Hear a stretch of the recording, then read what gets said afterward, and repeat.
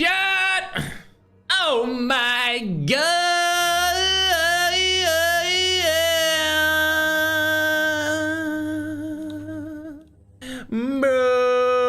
Broski. Hello, chat! Oh my god, chat, what is this?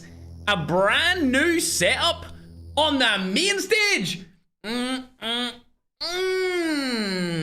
are we rating out of 10, chat? Listen, it's not finished. It's not finished just yet, but it's definitely up there. It's definitely almost constructed, chat. What do we think about it? I think it's pretty good. I think it's pretty good, obviously showcasing it for the first time on the main stage inside of one of our events. Inside of a $10,000 back-to-back tournament. Because the back-to-back is back, chat. He's back in Call of Duty Mobile. Of course, the next 2 days, I mean, what could be better, right? Back-to-back $10,000 tournaments. I mean, come on, chat. Come on, back-to-back days of $10,000 tournament. I mean, what could possibly be better than that? I mean, there's really nothing, chat. There's really absolutely nothing that could be better than that, chat. Am I right? Let's discuss the rules before we get into it. If you're over on YouTube, the main stream, you'll see the rules, easy as can be. But if you're on TikTok or on the short form stream, you'll just have to listen to my crispy voice. Let's get into it. Rule set is as follows. We're playing isolated for 4 games. We're playing blackout for 3 games. It will go as isolated, then blackout, then isolated, then blackout, then isolated, then blackout, and furthermore. Unlike what you've seen in a previous tournament, we had to do isolated first wholly and then blackout secondly. There was just a weird in-game bug. We told them about that bug. They fixed it instantly. Shout out Call of Duty Mobile. You're the sponsor of today's tournament. You already know, chat. They've been helping us out since, I want to say, the second half of 2025. Before that, we were putting up a lot of our own money, but thankfully, the COD Mobile gods have came through and they've been helping us out ever since. Team play rules are as follows. Teaming up is banned. If you team up with any other team, you'll be eliminated for the competition and you won't win any prize pool. You'll also be banned from the next event, which would be tomorrow. That's right, back-to-back from the back-to-back. Anyway, Tempest is banned. Me personally, I'd rather have Tempest, but I can understand. The pros voted it off. The pros! The pros, I'm no longer a pro.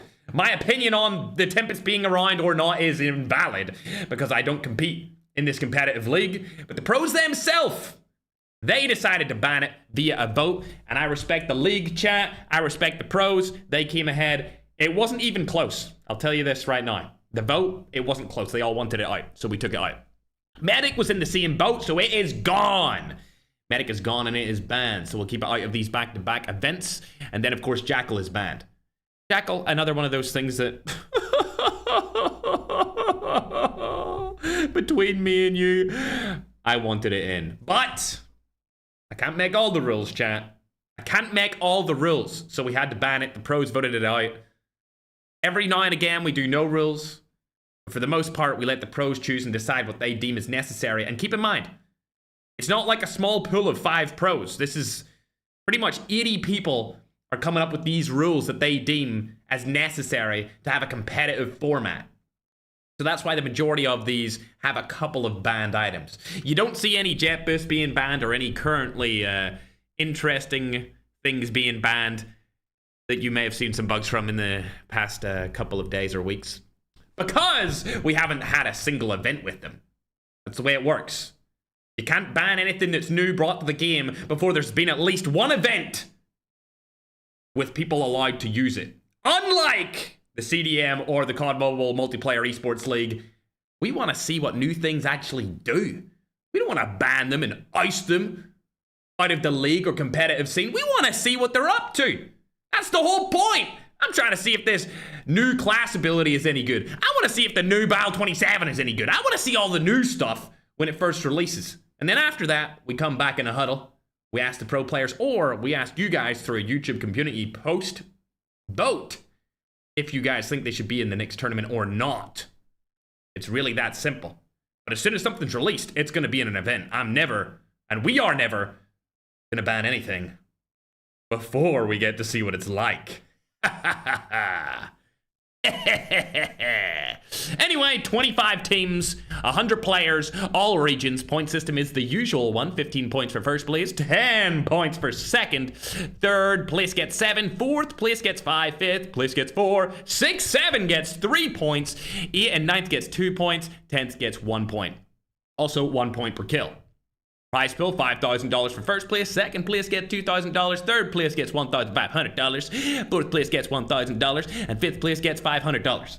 There's also actually prize pools behind the scene for the team that gets the most viewership through viewership rewards, which comes out of my personal pocket. That's right. Even though COD Mobile are fronting the prize pool, your boy still pays behind the scenes because I'm trying to support the COD Mobile BR scene, all right? I know I left for a month just moments ago, but that was another agenda, chat. I had to prove people wrong on the main stage. On the biggest stage! 250 million views. We had to show that it was easy. And that COD Mobile has the best battle royale scene. Isn't that goddamn right? That's a fact! And I created that fact out of thin air. So you can take it as gospel or you can take it as a theory. Because I don't care. Anyway, we're back, and the back-to-back finals are on.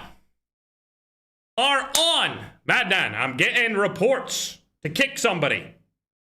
Kick number 1. There we go, man. I'm getting reports from the TikTok chat. We can always count on the TikTok chat to keep us up to date if anyone squeals or weasels, we should say, their way in, because they're not allowed to be here.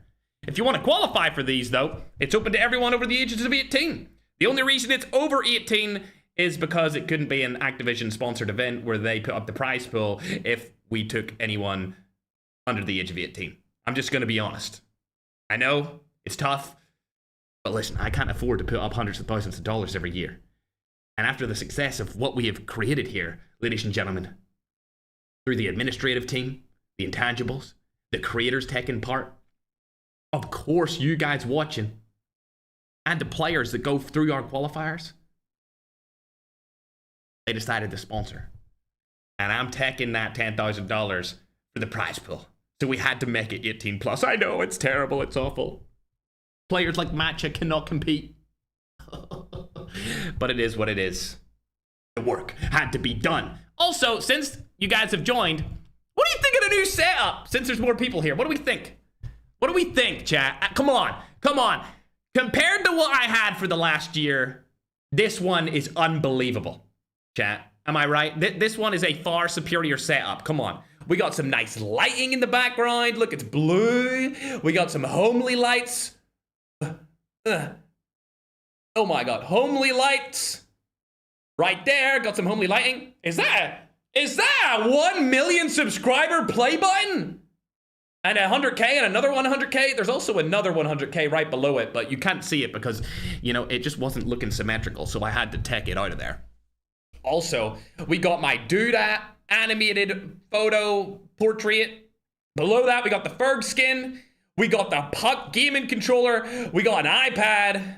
What is this? A Call of Duty sign. We've got Lightning McQueen. We've got the wing mirror for my first ever really nice car, the Aston Martin Vantage, plus a model of the Aston Martin Vantage right there too, chat. Just to name a few things on one of the side that we got in the background, chat. Of course, Duda being right there. We love Duda, chat, don't we? My lovely Dalmatian, long-haired Dalmatian. If you don't know her, you should get to know her. She's great. She is great. Just a little update, by the way. Somebody leaked the pass, so we're just going through and kicking out all of the people that shouldn't be there. Don't worry. I see TikTok chat spamming. Appreciate you guys letting us know about that. Or we wouldn't have known. If it wasn't for you guys letting us know, we might have even started that game with the wrong teammates. But thank you, chat, for letting us know that somebody leaked the pass right there. Also, since everyone's coming through for game number 1 as we're getting ready to start it, I just wanted to discuss this. I've got it up on my screen right now on my PC. 2026 tournament MVPs. Okay? This is something that we want to make more official through the second half of 2026, where the race is really starting to be on, right? So the first half, it was whatever. We were counting the scores. We were taking into account where everyone was in terms of MVP performances. But after these back-to-back events, we're really going to track everything and promote it to show who are the best Battle Royale players on the planet. We also wanted to do a team MVP rank, like which team has performed the best, which we still will do. But we're not sure if it will be front and center as much as single individual MVPs, because a lot of the teams, TSG included, decided to disband. And I know that TSG would have been one of the team MVPs, if not the MVP of the entire team bracket, like the best team of the year, but they no longer exist. So we're still figuring out how we want to do, if we want to do an MVP ranking for teams, make it into an official league. Either way, there is MVP rankings for individual players. I'm going to go through for the top 10 with you right now before we get into this game number 1, just because the password leaked. I was going to save it after game number 1, but we'll talk about it right now. So 10th place, we've got Necro. I can't believe that he's 10th. I actually can't believe it. One of the most underrated players. We actually don't really watch him that often. We watch his teammates because he usually teams with really known players. But I can't believe he's in at 10th with 211 MVP points. Keep in mind, the MVP system is based off points. It's an objective scoreboard ran through statistics. It's not a Ferg's favorite. However, we might actually do a Ferg's favorite player. Because we have Ferg favorite teams where I'm like, I think this team's going to do good. I think that team's going to do good.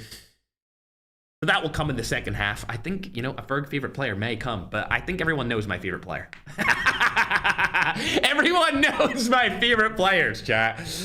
But we might as well make it an official list. Anyway, 9th, we've got Neroza. Barely ahead of Necro. Neroza is a player I am not surprised to see him on this list. 213 points. He's barely in the top 10, but I mean, he's been good since the start of 2026, so I kind of expected him to be up here. However, number 8 on the MVP rankings with 216 points. It's Magic. Now, this player has had a hard time with MS this entire season for 2026. He's from Latin America, and a lot of these tournaments have had ping or servers in Europe, Middle East, or Asia. So players from America, whether it's South or North America, have struggled. Clearly, it's not going to stop Magic. As with 216 points, he's had a phenomenal season so far. In its 7th, a player from TSG, which we just talked about, disbanded. Can't believe that. I'm actually disappointed. I'm actually disappointed that TSG is disbanded here with 219 points. Stiller is in its 7th. 6th, we've got a Four Kings main roster player. I think everyone kind of knows who Super Jeff is. I mean, 229 points going into today's tournament. Phenomenal player. Phenomenal performance throughout the entirety of the 2026 league. Then, just above him, one step above, is Guh, which he is only 3 points ahead with 232 points. 5th place. 4th place is MJ. I'm actually super surprised MJ's this far up the list. He's somewhat of a dark horse going into the season. I didn't really even understand who MJ was before 2026 started. But sitting here with 235 points, he's barely ahead of Guh. But right above him is another TSG player. Well, I want to say TSG player, but like I said before, they no longer exist at all. It's not a team anymore. But it's Secret. He's actually tied with MJ for 235. Second is Layla. Again, also from the same team as before, but no longer exists with 248 points. Now, as Mannan goes in and starts this game, once he's checked that it's all fair and square and everyone is in the correct team slots, and we get into game number 1, I want to talk about the number 1 player in the MVP ranking. Now, there's a lot of regions that say, oh, we didn't get MS, or oh, the server wasn't with us. Many regions say that. Many players say that. Many teams come out and they say things like that. But the number 1 player on this list so far for 2026 has only had the server, dare I say it, once, if even one time. So when we look around the community and we see players say, oh, I performed poorly because the ping was in the Europe server and I'm from America. Or the ping was in the Middle East and I live in Asia. Well, the number one MVP, I'm sure you can guess who it is. It's Slayer. He's sat at 252 total points currently. Which is, I mean, it's not too far ahead of Layla, but it's still ahead. And may I remind you, he never gets the server advantage. He's always playing at a disadvantage. And he's the only player other than Magic to be in a similar situation on this top 10 leaderboard. Keep that in your mind while we start today's tournament for the $10,000 day number one back-to-back, because the back-to-back is back in COD tournament. Game number one, ladies and gentlemen, let's get into it. As we get into game number one, listen, there might not be a lot of fights at the start, so this is the perfect time for me to see your ratings of how you think my setup's looking compared to the last setup that we had. All right, only compare it to last setup, please and thank you. Only compare it to the last setup. Matter of fact, let's go ahead and check out M7 Marab, as they actually made a brand new roster here called Marab Overload.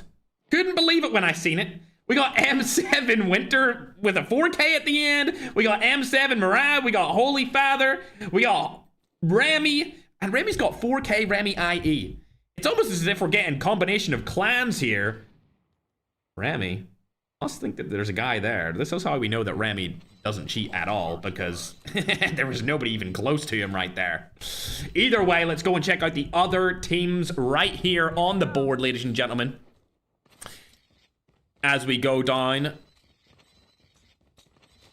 the leaderboards, obviously 4 Kings are in there. Number one, we got 4 Kings main. Number two, we got Zenith Eternity. That is going to be, of course, Slayer's team, which is currently the MVP of the entire 2026 league, a couple of points ahead of number two.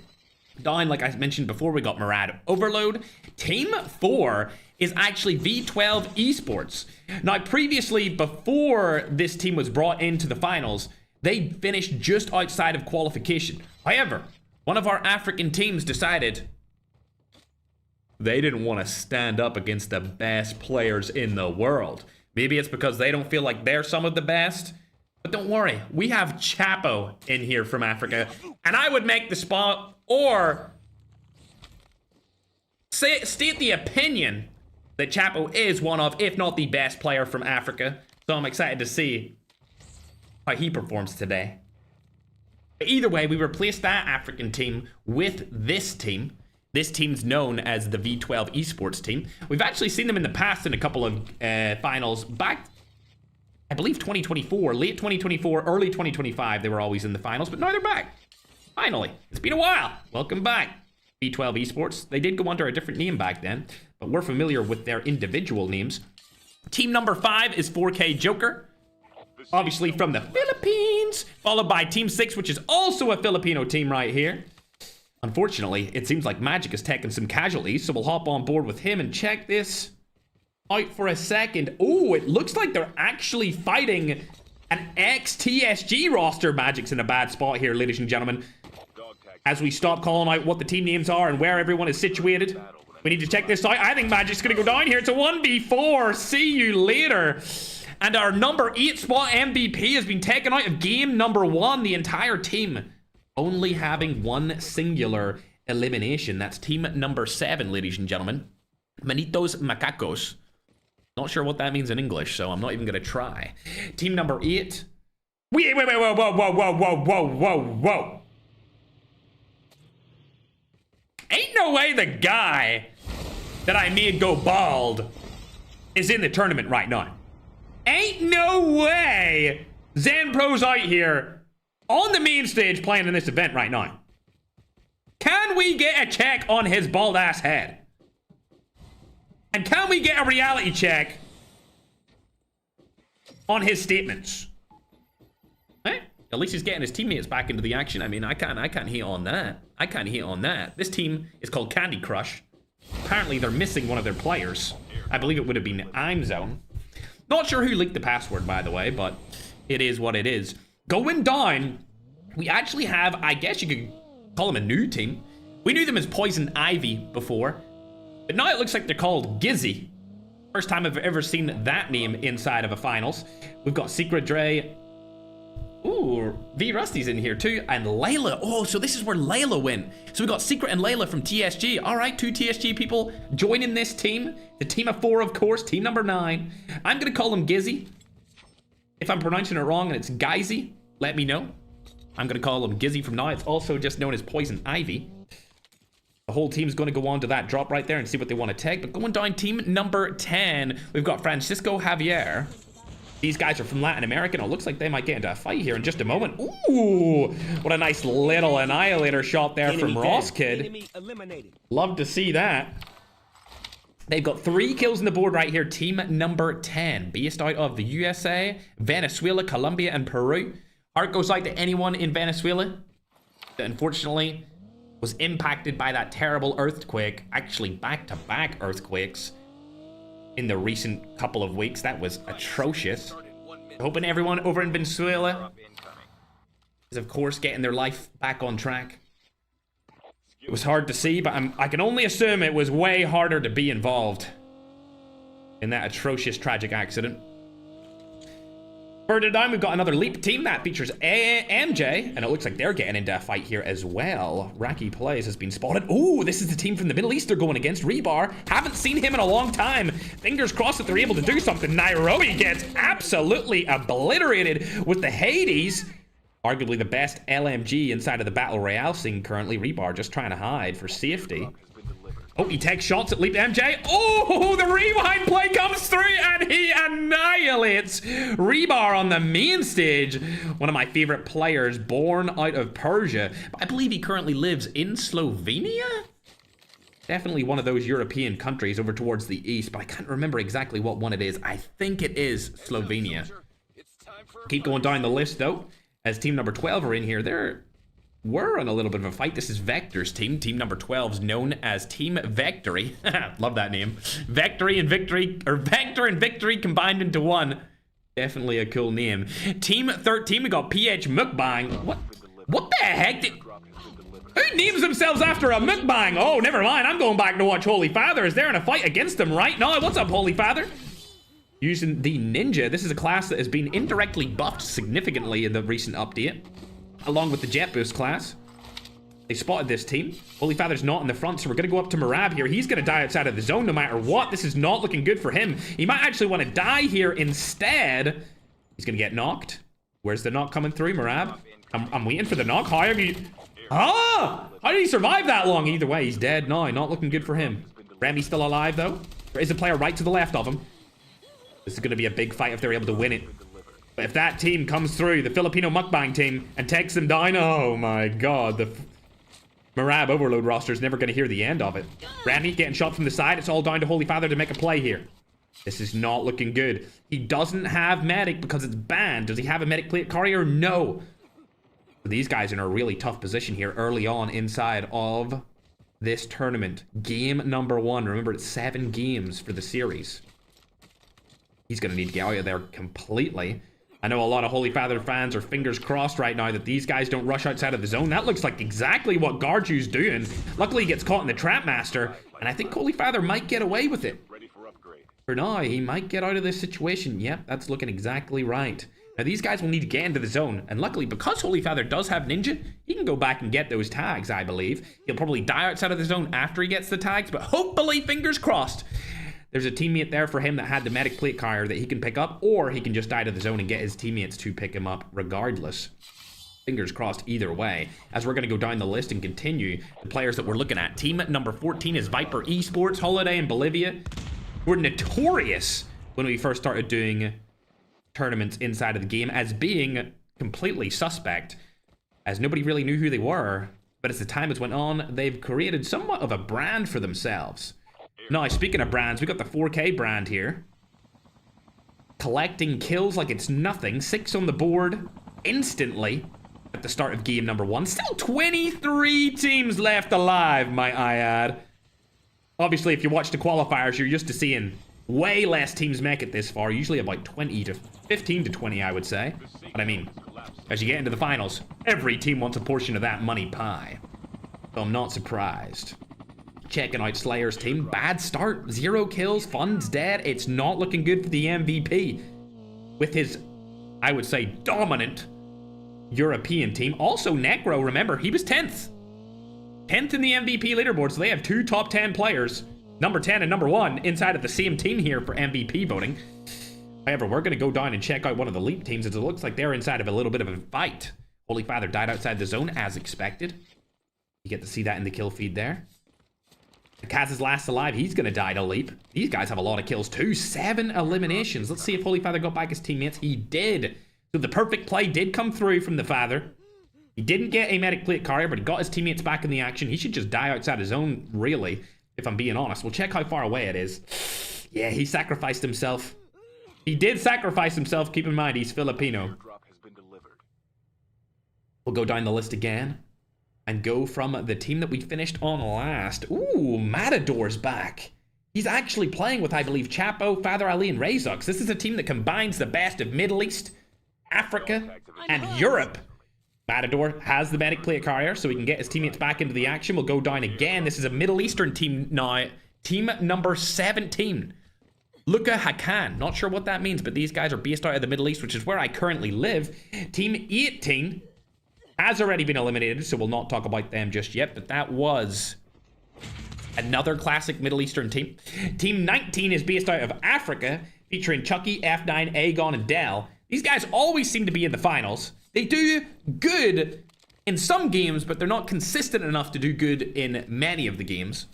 Unfortunately, we have seen Dell win a couple of different matches, but they just never finish consistently enough to reap the benefits of their skill. Team 20 is going to be 18-19. That's another team out of the Middle East. Team 21 is a European team with players from Russia, Turkey, and Egypt. Keep in mind, Nagdi is Egyptian, so that's another African ex-European hybrid team. However, for now, let's check out Super Jeff, because these guys are running a train on this entire lobby, and it looks like they took down the entirety of team number 4 or 5 there on the kill feed. 12 eliminations. A lot of teams dying outside of the zone here. Team number 22 is Enigma Legend Jakaris, which qualified through a couple of days ago. Then team 23, we've got NSG, which is Flix's team. They also qualified. 29K Alpha is a Filipino team that also came through the qualifiers. And then team number 25 is GNR Esports Legacy. Again, coming through those qualifiers that we hosted just a couple of days ago. Now, sticking on board with Marab, as he's in a fight here against a different roster. He's going to go down. Holy Father's still alive, but Rami's hiding from Viper Esports. He seems to be in a little bit of a third-party spot here, as a Leap player is right above him. If I was Rami, I wouldn't move a muscle. Oh, don't even bother shooting. MJ walks right past him. Amazing trigger discipline here from Rami. Holy Father's out in the middle of nowhere, but it doesn't look like anyone's around him. Rami has been spotted and does go down, as MJ turns around and takes him out. Holy Father last alive again. We've seen him clutch it up before, but can he clutch it up once more? For now, however, I'm going to go off his POV. Oh, it's not looking good. GNR have spotted him. I don't think he's going to get out of here at all. It's going to be Stiller takes him down, and that's going to be all she wrote before I could get away from watching Holy Father. He has been eliminated. And GNR, featuring Stiller, came through the qualifiers this week, and they're now in the finals of day number 1. They performed not great, but good in those qualifiers. Good. Let's go over to the M7 team, team number 21. They're known as M7XKR. Remember, these guys are based out of Europe. They've had a very good push through the qualifiers. Let's just say they dominated them. They made it look like it was extremely easy, even though the best teams in the world play these qualifier days. Looks like they find a player right in front of him. He's going to take him down instantly. Crush Gaming. Eliminated for now. There is another Filipino team up to their left-hand side here. These guys, like I've said before, based out of Europe. Arguably one of the best European teams. But the best European team is absolutely team number 2. And they have had a terrible first game. 0 kills, but they still have 4 players alive, and it looks like they're going to be fighting against NSG in just a couple of moments. Oh, no, dies outside of the zone. Surely they should be reading this kill feed here over onto the left-hand side and knowing that these teams are dying outside the zone and they can push them. Doesn't seem like they've clocked that, though, as they don't have a single knock onto that team, so they wouldn't know it. For now, however, there is 2 knocked and full dead here from 4 Kings Main. SMRS goes down, not able to land it from Nerosa. Getting out of this situation entirely. Did he get one of the tags? He did. Super Jeff's going to be able to come back into the action. There's not going to be many more revive flights left in this game. But could he get him back before this revive flight ends? I'm not sure if he got it. He got it! Oh my god, good job to Nerosa has spotted a player right beside him. That's MJ. Doesn't get the kill, and unfortunately Void's going to take down here. Nerosa last alive. Needs to make something happen here if he wants to secure any kind of points for his team going forward. Look again at the MVP's team. 0 kills. Playing for placement, I can only assume here. Not very good for a first game on. They must be playing a little bit too passive from what I'm used to from these Europeans, but we're going to go on to teams that are actually in fights. JM's gone down, Venge has gone down, Kidlat's still able to fight, but he is getting targeted from outside the zone. Stays alive just for now. Let's check where Baller's at. Baller, arguably the worst player of all time in a Ferg event, has been putting in the time and effort into making himself a better player. So let's see what he has for us here, ladies and gentlemen. Remember, this player became famous because he was terrible. However, nowadays, he's been playing every single chance he gets. A weird audio bug here for the delayed AK-117. We're going to turn down the audio here for the gameplay so that we can focus on Baller instead of having to listen to that AK-117 spam. Looks like his teammate's going up in front. Kidlat has spotted a player in front of him. He's going to get knocked. Baller, can he do anything, or is he still bad? Oh, Baller. He's still not good enough, is he? He's the only player that gets in based off his goofiness inside of these finals, but, you know, we'll let it slide. We'll let it slide from now, Baller. We're rooting for you. The entire scene of the COD Mobile Battle Royale esports scene is written for you to get better. A player that nobody wants to get better, though, is Slayer. Still the #1 MVP. He spotted his fellow European team right in front of him. It's going to be M7 versus Slayer's roster. Zenith Eternity. Arguably the only Zenith Eternity team that's actually good right now. Ooh, free kill. Could this be the first kill for Slayer? Nope. Got stolen by Necro. Unfortunately, not yet. You're not getting that kill yet, Slayer. As we go down to see where he's going to rotate to. Looks like there's a couple of teams in front of him. We got Geezy and Topo's team, along with a third-party Middle Eastern team up above on the hill. This is Philippines versus Europe. Slayer's been knocked already. A terrible game so far from the 2026 MVP. Lowtex obviously gets his trade. Slayer barely staying alive. Let's see if he gets into the zone again. He doesn't. So let's watch a team that has multiple players left alive still up and at him. Oh my god, it's ENL! ENL have control of the high ground right now with an easy rotation into next because they'll be able to pick apart that team coming up the hill. These guys are looking like a dominant spot. Keep in mind, they came through the qualifiers. They did not get an easy bid into these finals. Slayer and M7 still fighting down below. We'll have to hop on board and check them out. M7 able to get out of the way for now, but unfortunately Andrew has been knocked along with Claude because of the cluster spotter strike. Slayer's outside of the zone here. Should be a free kill from King Raph. There it is. King Raph now struggling to get into the zone here as he's going to get targeted from above with ENL just camping on top of that hill. A phenomenal spot for them to be in, especially with the defender put down for them. Another qualification team? GNR featuring Stiller from the Philippines. The 25th team to qualify into the finals here for our $10,000 back-to-back tournament. They have 11 eliminations. Keep in mind, they scraped in the qualifiers. They did not dominate or annihilate the competition. MJ and Hasbullah have been spotted across to the left, but keep in mind, ENL are above them on that right-hand side. If they rotated, they're rotating right now through the bottom. So that means that there's a free path for GNR to rotate into the zone and kill ENL from behind. They haven't watched their back here. Shots are going to go down. Oh, dearie. Travis might get shot. Oh, he does. Gets turned on. Unfortunate situation. ENL proving why they deserve to qualify earlier this week. Love this skin, by the way. Never seen it before actually being used. ENL with 4 players still alive. 1 player is knocked, but come through a self-revive. Now they got all 4 up. This team's from Latin America. Simple, Concito, Yimbo, and Julio. working as a solid, cohesive unit here, the last full team alive. GNR still have 3 players up from the Philippines, but it looks like they're rotating over on this right-hand side. Stiller's able to steal that kill onto one of them. And now it's going to be a clean, surely a 3v4 situation here. GNR does not have the advantage. The advantage goes straight to ENL, and it looks like they're going to take game number 1, ladies and gentlemen, unless Stiller has something to say about it. He does. He's the last alive, but hold on. There's one more left from ENL, and it's definitely gonna go to them as they drop a first place finish with 17 total eliminations in game number 1. While King Rap has to get a 1v4 here, it's highly unlikely that that's gonna happen, but he gets into the zone with the medic plate carrier at the end of game 1. He's gonna go down, and a dominant 18 kill win from a team that had to come through the qualifiers, a team that only got out of the qualifiers due to pure merit. I believe they placed 2nd or 3rd place, and now they've come into the finals with $10,000 on the line and won the first game of 7. If we pull up this scoreboard right here, an 18 kill first place win is going to guarantee them 33 points. 33 points for first game. Hey, I have said in the past, it's about damn time we seen more from Latin America.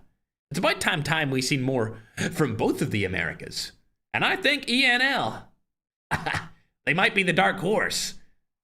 And they might take the win for the entire day, if they can keep this up. But keep in mind, they have to go in and play Blackout next. Because it's isolated, Blackout, isolated, Blackout, isolated, Blackout, isolated. So we got 4 games of isolated, 3 games of Blackout in today's series. We go down the list, you can see where M7 were able to place. Remember, they used the medic plate carrier. That's how they stayed alive that long. I believe it was King Raf got into the zone at the end and was able to secure a 2nd place. They got 18 points total for game number 1. GNR, another qualifier team. Another team that didn't get an automatic bid to the finals, even though Stiller has been in the finals many times in the past. If you actually look at the top 3 teams, this is the first time in history where they have all been teams from the qualifier portion of our tournaments. None of these teams got into the finals based off their prestige, status, or just overall follower count. They qualified fair and square. And it looks like this tournament might go in the way of the qualification teams instead of, you know, the Hall of Fame players that we're used to seeing. Going down the list, you can see Leap. Actually, really good performance from them. 17 kills, 4th place finish. Phenomenal job. They're going to get about 23 or so points. Team that finished in 5th place, I'm not surprised. I mean, come on, it's Team 10. It's Panchito, Chamo, Ross Kid, Topo. These guys are consistent. They're always consistently in that top 10 in the world in terms of how good they are. Not just their region, in the world top 10 at least. You go down even further, you can see team number 6. That's going to be 4K Means team. They also got a bunch of kills, 18 kills, let down with their placement, but still, great performance from them. Probably going to be 22 or so points that they're going to get on the leaderboards. 29K, another qualification team, this time from the Philippines. If you go all the way up to the top 3, all 3 qualification teams, the first team is Latin and North America. The second team is actually Europe, and the 3rd team is Philippines. So we're getting qualification teams from all over the place nowadays, going in and attacking those Hall of Fame caliber players that we're used to seeing for the last 2 years. You can go down and see a Middle Eastern team here, finishing in 8th. That's Iran Customs roster. Then we can see NSG, also from qualifiers. I don't think their strategy is going to work inside of this. Their strategy for the qualifiers was to sit back really far outside of zone and only rotate late. You've seen them do it against Slayer's team. Keep in mind, Slayer's team didn't do that well in that game either, but we've seen them do it against Slayer's team. And Slayer's team held them outside of the zone. Didn't get any kills against them, but they wiped the roster through the zone. The problem with NSG's strategy is that everyone is sitting on the edge of zone inside of the finals. Where in the qualifiers, there's not as many teams that do it. Obviously, what that means is NSG are going to come in late with 0 kills. If everyone's doing that, and the teams that come in late have kills, they're going to fall behind very quickly. 0 points for kills inside of this game. They get 2 points for placement. So, not a good game from them. Going down the list, 10th place, Low-Tex Fund, Necro, and Slayer. Yeah, not much to say about this except absolute disappointment. Complete and utter disappointment here from the MVP currently in 2026 and the number 10th MVP for 2026 being Slayer and Necro. You can see Gizzy in here. They get a few kills, 7 kills total, but no placement points. And as we go down, Zen Problem, more like Zen Baldrum, finished in 12th with 0. 13th place is Victory. We see another Leap team with Baller on the roster, 14th. Another Middle Eastern team spearheaded by Rebar, 15th. 16th is going to the Africans here of Dell, F9, Aegon, and Chucky. And then you can see the rest of where everyone placed. Unfortunate performance here from Marab Overload. Interesting name. Naming a team after one player. Huh? Hey, man. I'm all down for cross-continent gameplay. If you ask me, this is only good for the future of Battle Royale esports. 19th place is a mixture, you could call it a hot pot of different regions as well. We've got Father Ali, I believe is Egyptian. Rezox, I think is French. Chapo, I think is Nigerian. And then Matador, I believe is from Persia. 20th place, that's going to be Viper Esports from Latin America. Then 21st place, a team that came through the qualifiers again. Then we've got 4K. We've got a Latin American team, Magic's team, and also 8th place in MVP. Bad performance from them. Team number 24th is going to be Lewis. And, ooh, is that CR? Is that a Ronaldo supporter? Hell yeah, we love Ronaldo. That's team number 15th. And then the first team to die was unfortunately a team from the Middle East, which is where I currently reside, being Wexart's roster. As soon as Madman has checked all the teams, the administration team has made sure there has been no more leaks or random players that have gotten into the game. We'll go ahead and start game number 2, which will be hosted on Blackout. Remember, it's isolated, then Blackout, then isolated, then Blackout. There's 4 isolated games, 3 Blackout games.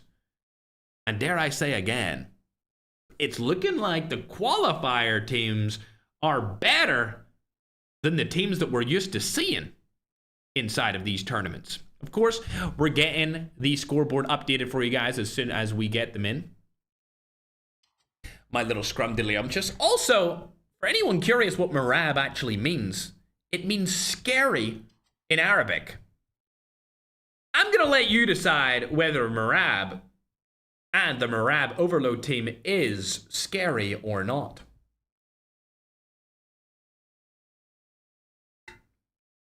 Absolutely, chat. This is about to be game number 2 for our day 1 of the finals. Remember, there's 2 tournaments this week. We've got day 1 and day 2. Both have $10,000 in the line. That's a $20,000 weekend. Not including viewership rewards at all. Just public prize pool rewards in 2 days. It's looking like some players that play in these events, well, we know that there's some that already have, but I guess I should say more players could possibly just become full-time Battle Royale pros inside of COD Mobile. Especially if, you know, COD Mobile would commit to a Worlds. You know, not to call them out or anything. Love you, COD Mobile, but, you know, I think we would all love to see a World Finals. You know, a LAN event, chat. Am I right on that? I think, you know, I think I might be onto something. I think I might be onto something. And you know what else I'm on to? The leaderboards. Let's look at them. As you can see on your screen, and we've just updated them now, Enigma, ENL, Enigma Legend Dracaris. I'm just going to call them Enigma, because that's a cool name. Enigma Legend Dracaris is too much. It's a mouthful, okay? You wouldn't see me... Matter of fact, let me check. Time for the mission. Cristiano Ronaldo's middle name. Does he have one? Interesting. His name is Cristiano Ronaldo dos Santos Aveiro. We all call him Ronaldo, right? Some people call him the GOAT. So, to prove my point, Enigma Legend Dracaris is just known as Enigma. All right, that's a way sicker name. Ronaldo. Enigma. Love it. Their first place, 33 points. Looking scrumptious. 11 points ahead of team number 2 being Leap Unbound. I'm not saying that Leap Unbound are bad for being second.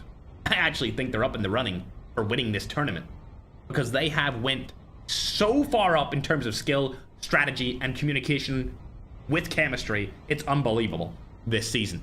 4 Kings, they're third. I'm not surprised by that either. 4 Kings are a god tier roster. When I think of best rosters in the game, globally, which includes Garena and the global app, 4 Kings are up there at the tippity top of the mountain. You go down, you can see 4th is GNR. That's a qualification team. I know I said it before. I'm going to say it again. They qualified before. 19 points. M7XKR. Yet again. M7. That's the team from Europe. 18 points. Francisco Javier is a team that we're not as familiar with in terms of team branding, but we know all of the team players. They're in here with 16 points. And as you can see, Poison Ivy, Geezy, 7. Viper Esports, 7. 29K Alpha, qualification team, 7. And then Filipino Mukbang.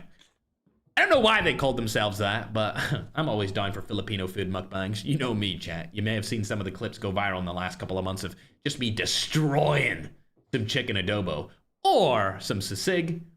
Matter of fact, when I go into the gym, there's one Filipina.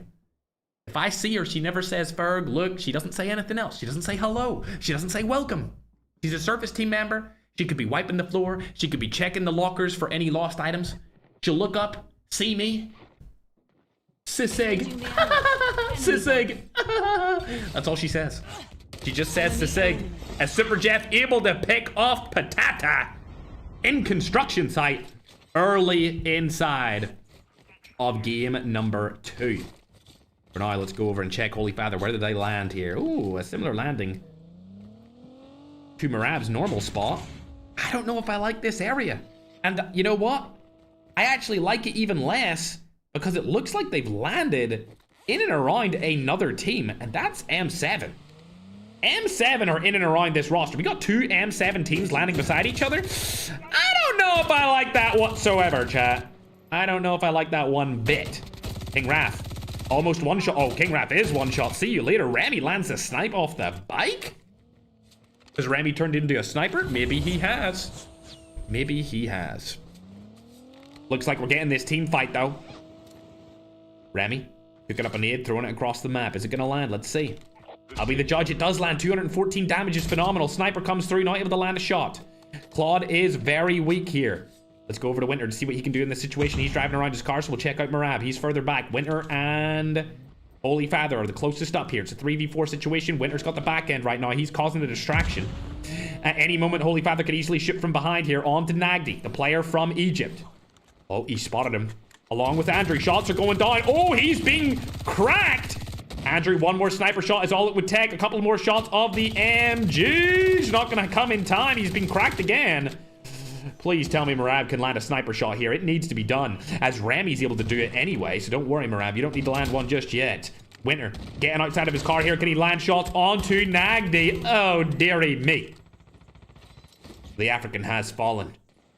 And now, they only have 2 players left. As more shots are going down, one of them is rotated entirely out of this situation. Airdrop incoming. They might have, yeah, they did. They picked off 3, so only one of them got away. From the M7 team, it's going to be Claude.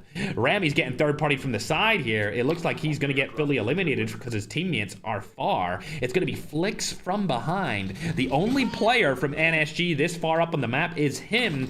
The other 3 players deciding whether or not they want to come up and help him out here. Let's hop on board and see where they are on the map. Oh, that's exactly what they want to do. I know Flicks is a TikTok content creator, and he wants his TikTok content creation to go his way right now. He's looking for a clip here, as he knows this is the biggest team inside of the tournament. I mentioned it before in the qualifiers, but one underrated thing inside of these events is not only do you win massive prize pools every single month, but if you clip another team, it's gonna go viral. And Flicks knows this. If you can go viral inside of a tournament, you can create a career for yourself. Looks like Flicks is opting not to go for this fight, but it seems like Jeezy have came over this time around. Oh my god! god! A car blown up instantly! Flick should have just taken the fight in the 3v4 instead of getting insta-blown up by that. I've never seen that before. Was that a double SMRS hit at the exact same time? Didn't even have a time to react to that. I didn't even know they had an SMRS. Oh, it's an FHJ and an SMRS as NSG are rotating away, trying to stay alive for a little bit longer. Oh, dearie me. This is not looking good. They've really screwed this up. They really have screwed this up on the main stage here, ladies and gentlemen. TikTok chat just worried about who's better, Messi or Ronaldo. We'll see in this World Cup who's better, ladies and gentlemen. But that's it. NSG. A split decision has cost them their lives, and they are gone. RIP to NSG. They were arguably a fan favorite team in the qualifiers, but unfortunately they are eradicated out of game number 2. So let's go over and check a different team here. We've got 4K men bringing back Tom Pips. These guys are in the tippity top of the leaderboard. Let me pull it up once more for myself to see. These guys are currently 3rd place, only 12 points behind first in game number 2. Something just feels so refreshing about us not having a tournament for a long time, coming back and having another one. Just feels so good, doesn't it, ladies and gentlemen? You know what would feel good too? Seeing Holy Father clutch up on the main stage. For now, however, he's dead. And an FHJ has been shot again by Jeezy. Listen, Poison Ivy's roster. Oh my god. Poison Ivy Jeezy are coming in and wiping everyone. Rami has decided he's going to go on the other side of the map on the bottom. And he's going to get targeted by somebody else. Not only while that's happening is his team getting eradicated, but GNR are also losing players from the Philippines. Outside of the zone here. We're not sure what happened or how this went down, but everyone's back in the action. GNR still alive. They're still on the leaderboards as we've seen before at 4th place. Oh, they're actually killing themselves. They're too far away from the zone that they need to kill themselves in order to get into it. This is the first time we've seen this early on inside of a game. They must have taken a fight, then they throw down the cluster bombs, eliminate themselves, go further into the zone, and maybe they drop some items for each other, drop some loot from each other. I'm not sure how that's going to go off here. Looks like Topo did get fully eliminated, so I believe that was the team they were fighting. For now, however, let's go on to ENL, which are our current leaders inside of this tournament. They're getting targeted again with FHJs. Not sure where the team was targeting them from. Let's go into free cam right now and check it out. ENL all together. Still don't know where they were getting targeted from with that FHJ. But they live to survive another day. Ho, ho, ho. We know who we're targeting them now. It's our favorites from Africa. Speaking of Africa, though. Speaking of Africa, where's my favorite African player? Where's my favorite? He may be one of the best, or he may be the best African player. This, I believe, is Chapo. Teaming up with Father Ali, Matador, and Rezox. This is a 3-regional team. We've got Middle East, we've got Africa, and we got Europe in the same roster here. It's a hodgepodge. It's a melting pot. It's a combination that I don't think I've ever seen before inside of a finals team. They currently only have 1 kill for this game, though, so not going too well for them so far. We also didn't see much of them in game number 1. But you know me. I love Chapo. He's my favorite African player to watch, especially after what we seen him do with the shotgun last tournament. I mean, my God. What a clip that was. I actually couldn't believe it. It was so good, I was at a loss for words. Left speechless after that crazy kill wipe. We'll check out M7 right now as they're moving into the zone as well. And it looks like they've lost one of their players here, Claude. Oh, a 4v1. Game number 2 is going in the way of Geezy here. Poison Ivy. Poison Ivy Geezy. I mean, pick a name at one point. You're going to be calling yourselves Poison Ivy? You're going to call yourself Ivy? You're going to call yourself Geezy? I need one name picking. Agdi. Staying alive as well. He's crouched down so they can't see his footsteps. Doesn't want to make any noises whatsoever. Andrew also split here. Doesn't want to move or make any noises as well. As Geezy will run straight at him. Going to be able to stay alive for now. Let's hop on board with them and see how many kills they have. 9 eliminations is really good for Blackout. We often find that kills are split more evenly inside of this map because teams are not as used to Blackout as they are to Isolated. Speaking of big maps, when are we getting another one? When are we getting another one, chat? Anyway, moving on. Remy's died outside of the zone. That's unfortunate. Let's check out what Winter and Holy Father are up to here as well, though. It seems like they're all over the place. They've been really struggling with making it into the zone. Remy's so far out of it as well. He's not going to get revived. Holy Father's in and around like 3 different players here. He's definitely dead. Oh, dearie me. He's not want to see any clips from that one. As we're going to hop on board to the MVP caliber team. Low-Tex and Slayer last alive. No kills on the board. Maybe the break that we've had from these events due to me having to go over and conquer another game has caused some of the best teams to slip up and not know how to play under the $10,000 pressure of these finals. Because Slayer, Fund, Low-Tex, and Necro combining for what? 3 kills over 2 games so far? Might be the end of the dominance. Might be the end of the Slayer reign, ladies and gentlemen. As it looks like it could be the end of Low-Tex's reign as ENL are coming in. And they want to take him down. Let's go and see what they have to do. It's a 4v2 situation. If they take down the current #1 team, I will be very impressed in a 4v2. These guys have been dominant based off their first game performance. Looks like Goncito's pushing up first. They don't even know that it's only 2 players. They could think that it's 4 here and they're still being aggressive. Don't know where Slayer is in this whole ordeal. Oh my god. I am going to get off this POV. You know where he was. But let's not spoil it in case ENL secretly have the streams open. Yembo, Julio, Simple, and Goncito. Over on the other side of this building, Slayer. Not acting scared. Not camping. Don't get it wrong. Don't start any chants. Strategically positioning. As a solo. Because Low-Tex has left him behind. Yembo. Trying to find out where he is there. Not going to happen just yet. They are in the next zone, however, so Slayer in a very precarious position. Not looking good. If you just joined the stream, I'm purposely not showing you where Slayer is because I don't want them to find him based off of our stream. It looks like he's rotated out, so let's find out where he's gone. Good positioning from him. I've actually never been in this elevator before. I know, unbelievable. I never come to this side of the map when it comes to black. Have any of yous ever been in this elevator? I highly doubt it. He's gone up to check Low-Tex. There's another team up in the tippity top of the hydro dam. And I believe it's a team from the Middle East. Exactly who it is. We've got Raki Plays, Prime Nairobi, and Rebar. However, for now, let's go down to M7 and see what they're up to as I see them in fights. Other side of the zone, I can see a player from, ooh, Marab Overload right there. It's going to be Holy Father. These guys have 5 kills. There's still a revive flight left alive here that they could use, I believe.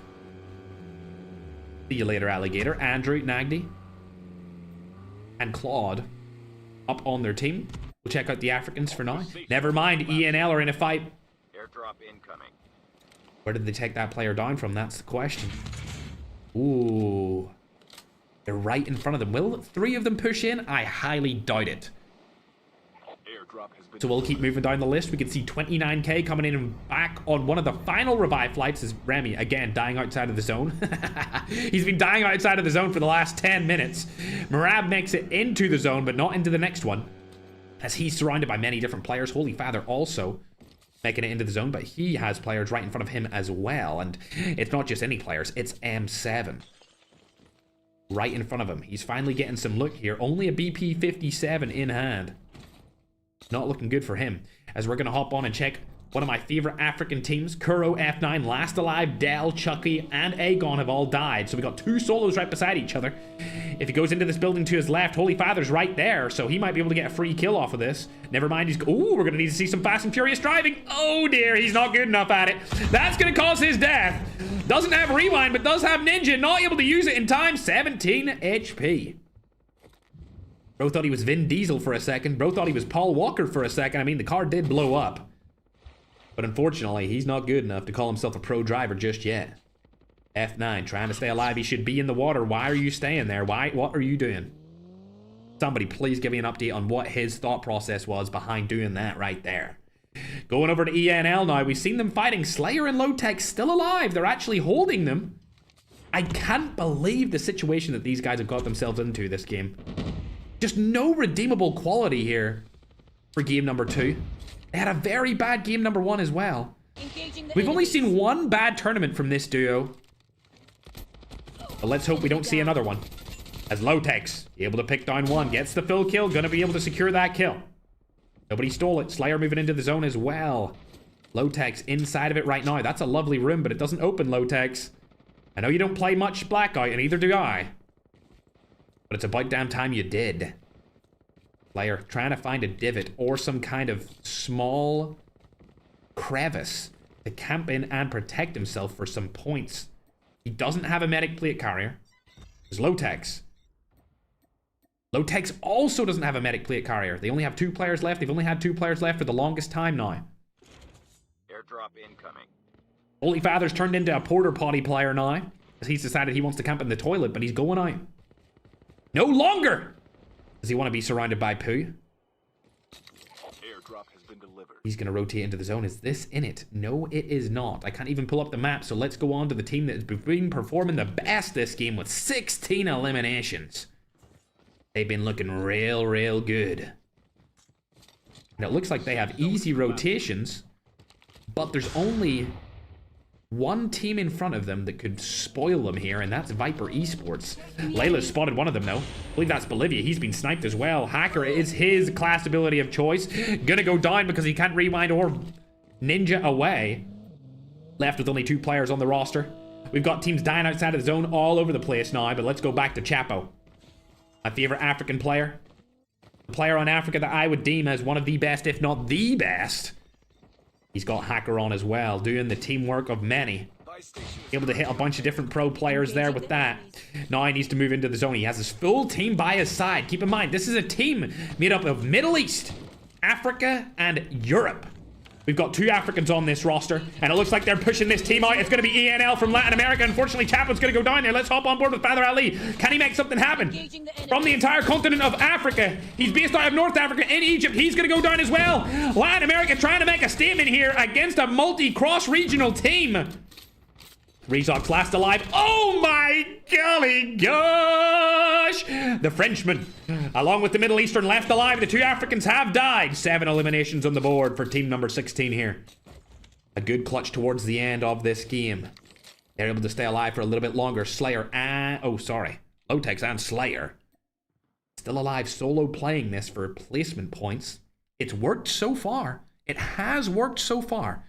We can't diss this. Oh my gosh, Holy Father, mad stratting? Hell yeah, Holy Father. That's what I'm talking about, bro. Get those damn points. Get those damn points, broski.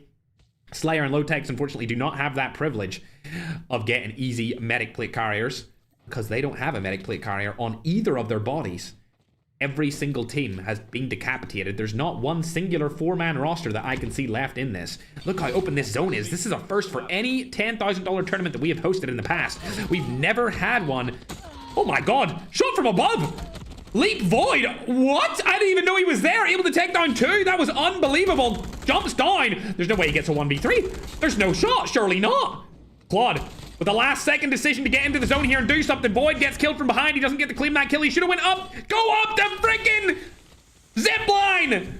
Oh, Claude, I don't know about this play. 12 eliminations for the boys on the board here. Lotex and Slayer have played it slow and passive so far. Lotex goes down. It's all down to Slayer to make something happen. Doesn't get that kill either. Last player alive in his team. I think he's going to get absolutely chopped up here in a moment. Unless he can make something happen against the Middle Eastern and Frenchman.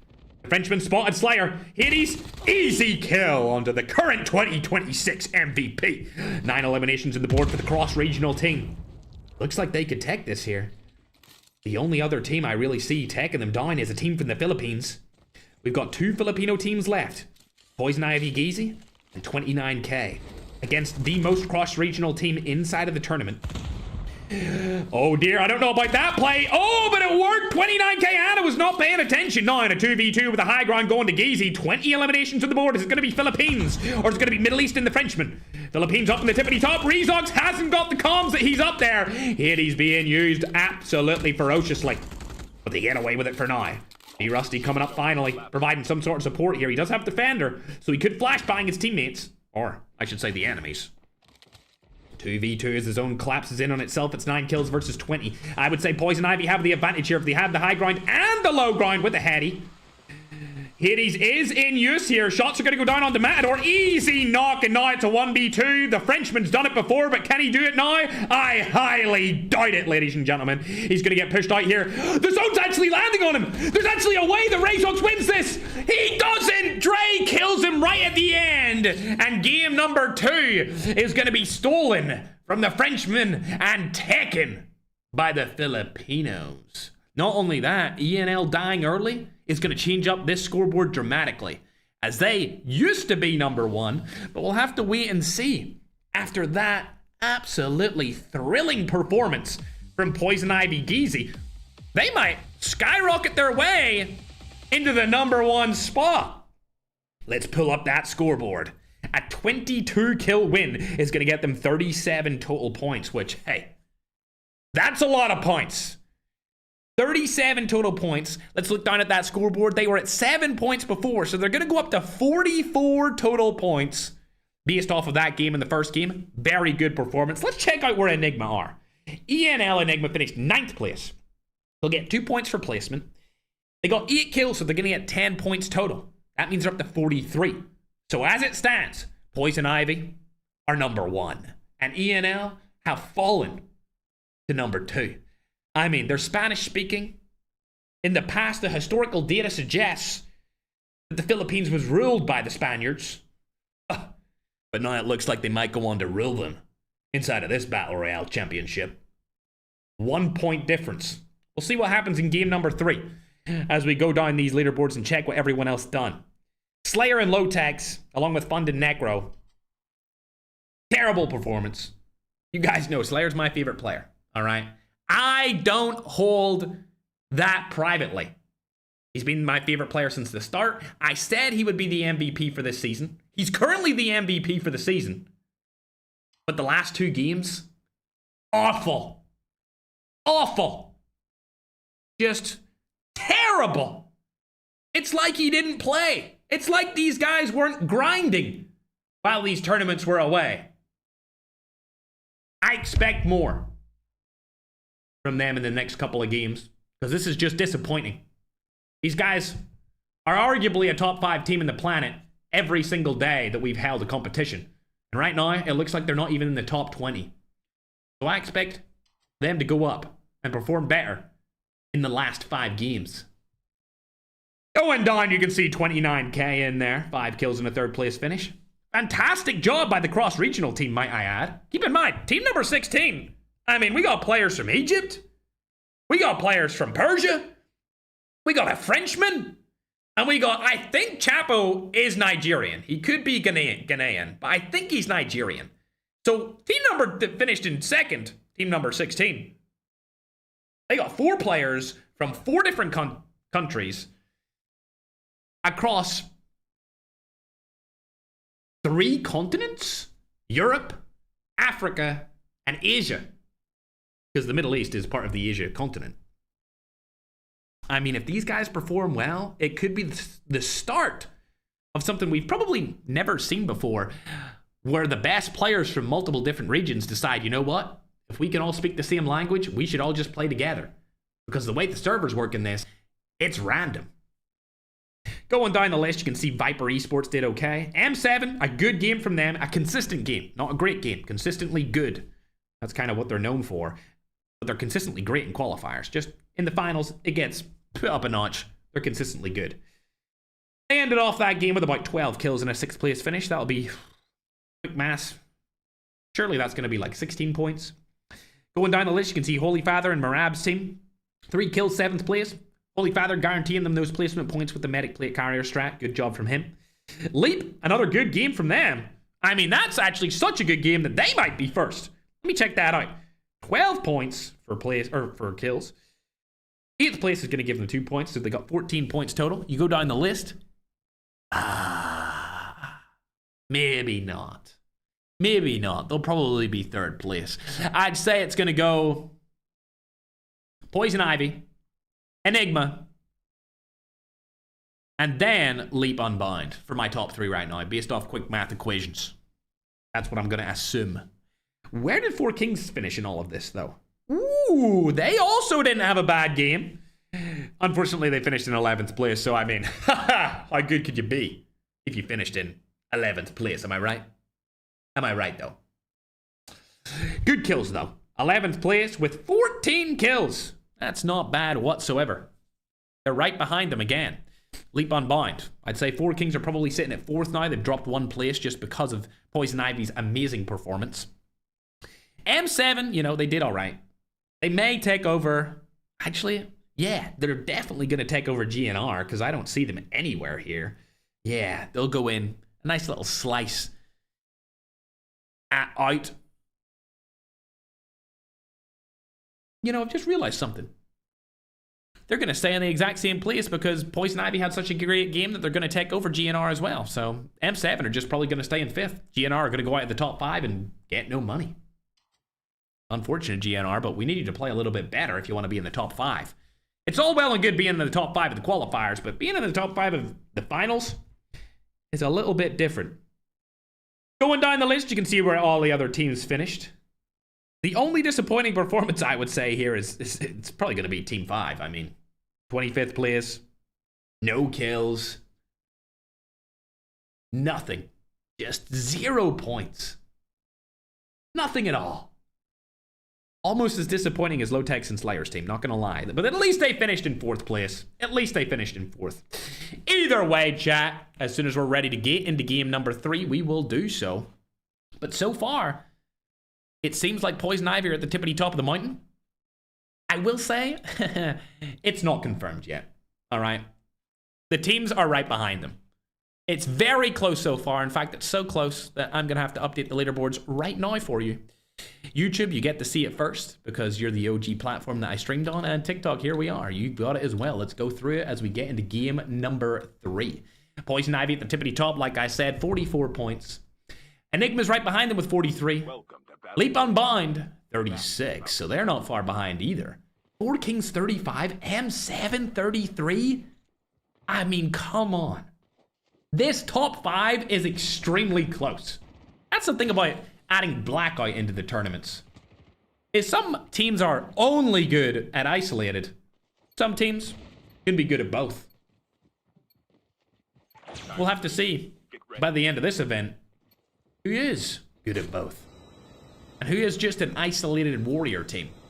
You go down GNR, like I said, out of the top 5. Francisco Javier, same similar spot to where they were before. King Ali, all right, I like that, in 8th. King Ali's that team I was telling you about, the cross-regional team. We got Chapo, Father Ali, we got Rezox, and we got Matador. I like that team. I like teams with players from multiple regions. Those are my favorite teams to watch. To see if they can come over the adversity of speaking in different language to their first motherborn tongue. We'll have to see if they can keep this up. If they get into the top 5, I'll be impressed. Top 5, where everyone speaks a different language for their first language, that would be something to talk about. It might be a new strat. Either way, we're getting into game number 3.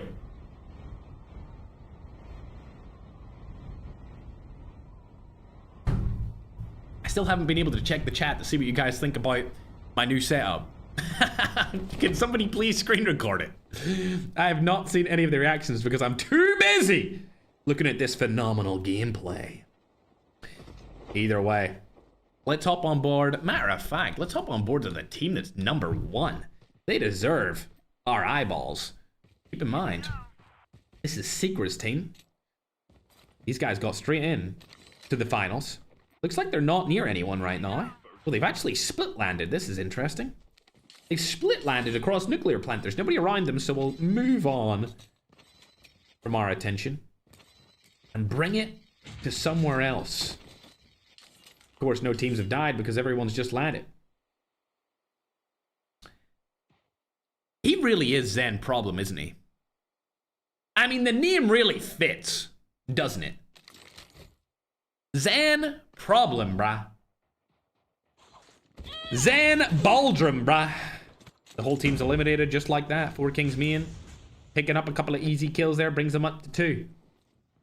Hey, man. Somebody's got to be the worst team inside of the COD Mobile Battle Royale event. All I'm saying is, when I went to their title, I dominated. I beat everyone. But when they come to our title, they get shit on. Anyway, back to the tournament. Holy Father seems to be in a little bit of a fight here. Who's he against? Ooh, this should be an interesting one. Shirley picks up a kill right there. Never mind, not yet. I'm ready for it. Here we go. Holy Father picks off one. There's two more around him. This is somewhat of an unknown team that they're fighting against right here. We've got Garju and Icky Mash left. Team number 13. Oh, don't know if this is the play. Luckily for him, he lands an unbelievable shot. He shot Holy Father going with the aggressive play. This might be another one. Surely land one more. Oh my god, his shotgun's hitting for peanuts. But it doesn't goddamn matter. Because it's Holy Father. An amazing start to their game here. Able to take down an entire team. With Holy Father coming through. 3 kills. Straight off the bat. As we're going to go ahead and check out a different roster for now. Patata, Magic, and Jakari. In a fight against GNR. This team's currently 6th. We haven't seen much from Magic this time around in his team. But we're fingers crossed hoping these Latin American killers can do something. Smoke goes down for Patata. Don't know about that smoke play. I'm not sure about that. I'm not sure about that play. Was that to get his teammates loot? I really don't understand. Ah, you know what? Great play. It's so that Magic could land in, get instant loot, and then die. I understand it now, you know? Smoke them in. Die off spawn. Stiller. Classic Filipino strat.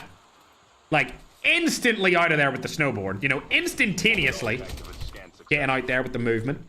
Shot's gonna go down right here. Ooh, lovely from Patata. That's another free kill on board for him. Let's check out where Flex is. He's going in and getting this loot. Jakari has loot, though. Chicken being used here. Oh, dearie me. Travs, goodbye. Now that remains is only Stiller.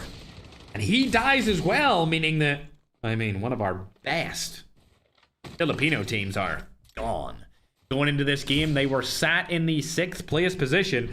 And after this game, it's going to be a hard-fought battle for them to get back into the top 5 because they just died instantly. Terrible. Either way, a third party's coming in here from the side onto Magic's roster. I think that's another Filipino team. It's 29k. We haven't seen much of them so far, so let's hop on board with their POV. They're rushing in. Classic Filipino move. Rush instantly into the battle. Try and get kills. Pick them off. Part by part. You always love to see it. Oh, Doze is actually going straight after our Flex here. 2 of them are just targeting him. I think, oh my god, you see how much faster the Filipinos are in the snowboards? Fantastic. But I don't think it's going to be enough here. They're parked side by side. Oh, he's hit a tree. Oh my god, he turned on him. Doze still alive here, trying to make something happen. This is a fight we've really not seen before out in the open. Shot's going to go down here. Doze needs to do something against Jakari. Is he going to be able to make it work? It's not looking likely as it's not a 2v1 situation. He goes down. 29k are getting picked apart here on the main stage. Last player alive is EXDS. That went from a clear, decisive 29k win with great movement to close the gap to Magic's team Airdrop incoming. just absolutely obliterating the Filipinos. It was a tough watch. It's still a tough watch. And they're all dead. Doze comes back through the revive flight, but I mean, at this point, you're just trying to save the team here. You just should go far away, as far as you can go. Stay outside of the zone, wait for them to leave. There's nobody else in the zone, mind you. Wait for them to leave and get your teammates back, because oh my god. Speaking of oh my god moments, it looks like Holy Father's been eliminated outside of the zone. It's going to be Leap. Winter's getting tags back right now. Who's it going to be? Is it going to be Marab? It's Holy Father as he dies as well. Remy, outside the zone. Does he have a medic plate carrier? No, he doesn't. He just needs to stay alive for as long as possible. They have 5 kills on the board. This is a good early game. Keep in mind, 5 kills this early on is really good. But unfortunately, losing all of your teammates is terrible. He just needs to stay alive for a little bit longer here. Holy Father will come back in the revive flight. And then it'll be good to come back as a unit, recalibrate the situation, look forward to the mid game, and try and get into the end game. As for now, we're going to hop onto a different team. I was actually going to go to team number 4, but they've just been eliminated by Tom Pips. So there's really not much to watch here. They've already been absolutely annihilated. Good job to Tom, Narosa, Super Jeff, and Guh. 10 eliminations this early on is actually really good, considering there's 18 teams still alive here. The first zones came in. They're about to close over. Let's check how many people are outside the zone, though. Ooh, it's Holy Father's team that are far outside. These guys are probably going to be playing the med strat. We've got Maddie over here as well. Don't know what he's up to. Along with an entire team by Black Market. That team's going to be from the Middle East. Speaking of Middle Eastern teams, a new Middle Eastern team. Oh my God! Has came through by Tom Pips. And he says no. Unfortunately, those Middle Easterns did not pay the toll road. And Tom Pips decided that the best punishment and course of action was execution. See you later. Another phenomenal play by Philippines' very own. 12 eliminations on the board by the 4K main roster. They're looking like they could take that number 1 spot off of Poison Ivy, which, dare I say, would be phenomenal. Good. Also on the toll road, takes down 2 more players. I mean, come on. At some point, these guys just have to pay their fines. 14 eliminations. They all have kills. It's not just one. Everyone looking real good right here. On the main stage. As Marab Overload are making their way into the zone with 5. Ramy's on the back of Holy Father's bike. I mean, this is real camaraderie. It might not be the best thing to watch, but at least they're working together as a team. Because, my God, things are not going their way in game number 2 right here. They got kills, though, so we'll let them have that. Speaking of kills, Secret's just killed one from Africa. Gonna be Aegon dying right here. He's gonna get shot from the side. Shots go down. 80s in hand. Oh dear. Layla takes down Dell, and I feel like this team might not even have a player left. We're not able to see where they are right now. Do they have even anyone left alive? I think they're all eliminated. There goes that African team. But don't worry. My favorite African player is still alive, hopefully. Fingers crossed. Are you here? Oh dear, I might have spoiled that. I don't see them anymore. I don't see Matador. I don't see Chapo. The safe zone is collapsing. Forget I said anything, chat. I don't see them left alive. They may have died. That's not looking good, bruv. Tell you what is looking good. Remy getting into the zone. Oh. Oh dear.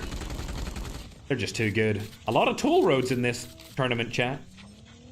A lot of different teams watching the roads that people rotate in through. Speaking of that, let's check out Guh and Tom Pips as they started this movement. No free roads in 2026 for Call of Duty Mobile's Battle Royale scene.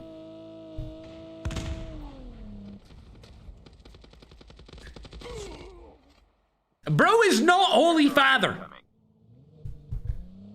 See you later, Oran Custom. Don't worry, I still love you. That's damn right, I still love you. One of my favorite players from Persia. Shout out to them. Just across the Persian Gulf from me right now. Habibi. These guys are getting an easy rotate into zone because they basically eliminated the whole entire side of this map. They don't need to worry about too much. Another team that doesn't need to worry about too much would be ENL. But we'll not watch them as I want to see what Magic's up to here. He's in closer range from a fight. Looks like they're actually pushing up towards him. Who is that? Oh, it's going to be Slash. Asbu, we also got Void over here. MJ from Leap Unbound on the left side of Magic. Oh, they're going to rotate away. They don't want to take this fight whatsoever. They just want to get inside of zone, which is a smart strategy.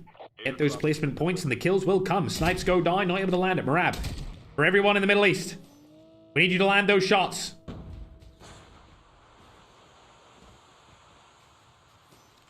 Looking around for the shots to land. Oh, still not able to get it. Can he get this one? Marab, we're watching you. We want to see an ungodly play here. By ungodly, I mean you may die outside of the zone. Unless you come through and cook Secret. Oh, I don't think this is going to happen. I think Secret's got too much of a good movement. Along with the Hades in his hand. Marab falls. Airdrop incoming. Let's check out Secret. Forget about Secret. Because Slayer... Is this the same player that I know? Is this Airdrop has been the delivered. same Slayer that I came to love in 2024 and 2025? It can't be him. It must be somebody else playing on the account. 0 kills again? Zero kills?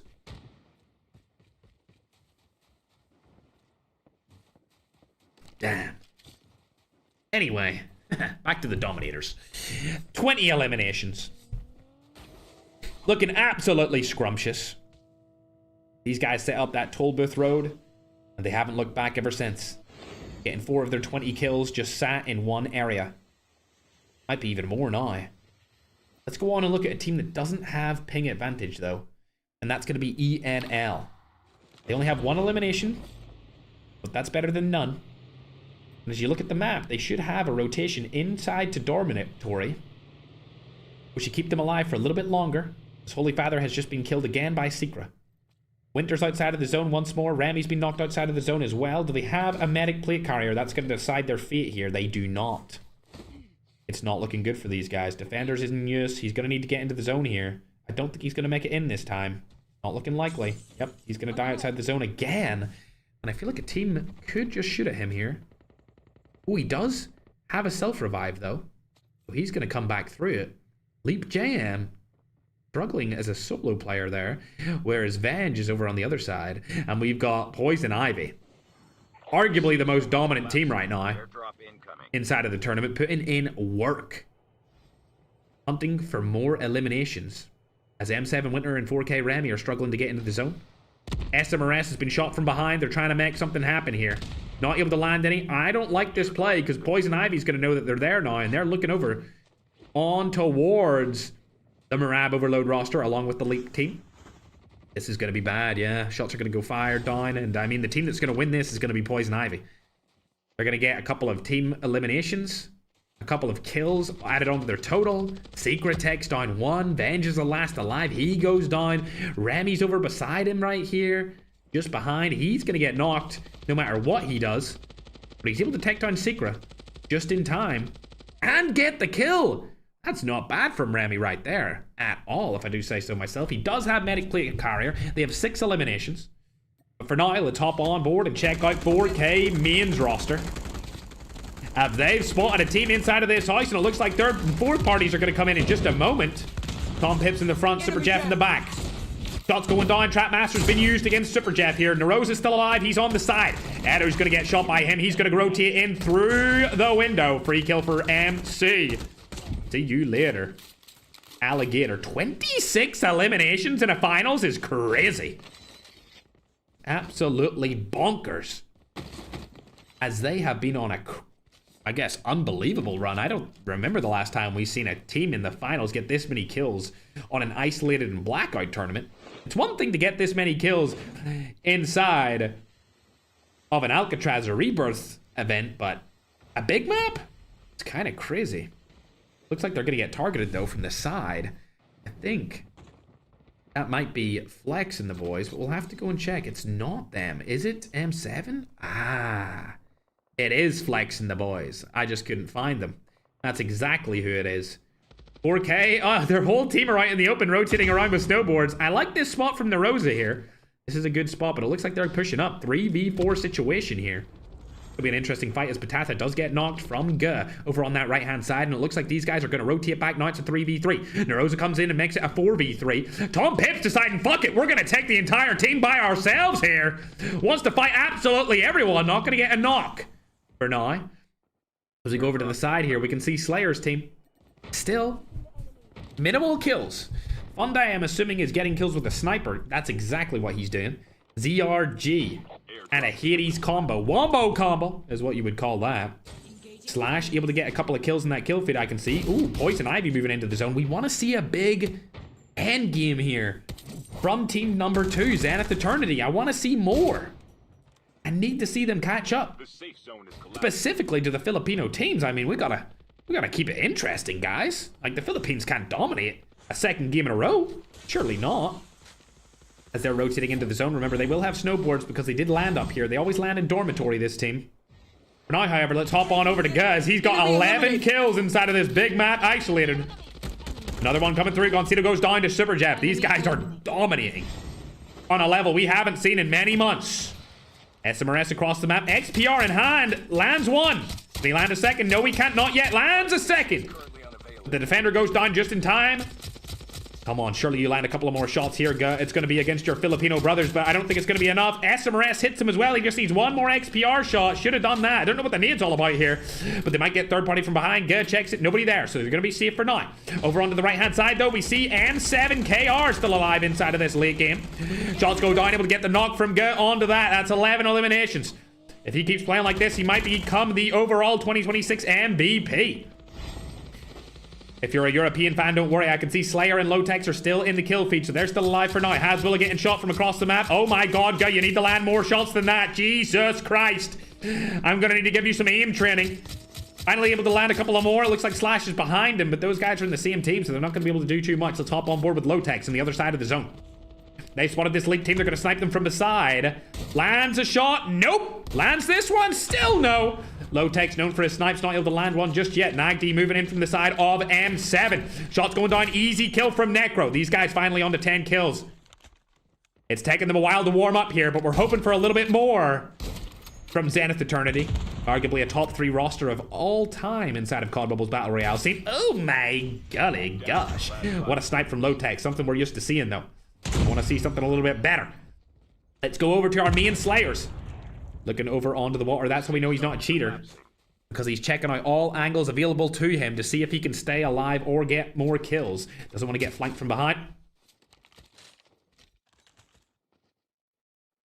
Just confirmed he wasn't a cheater, but now I'm suspicious. What the hell was that?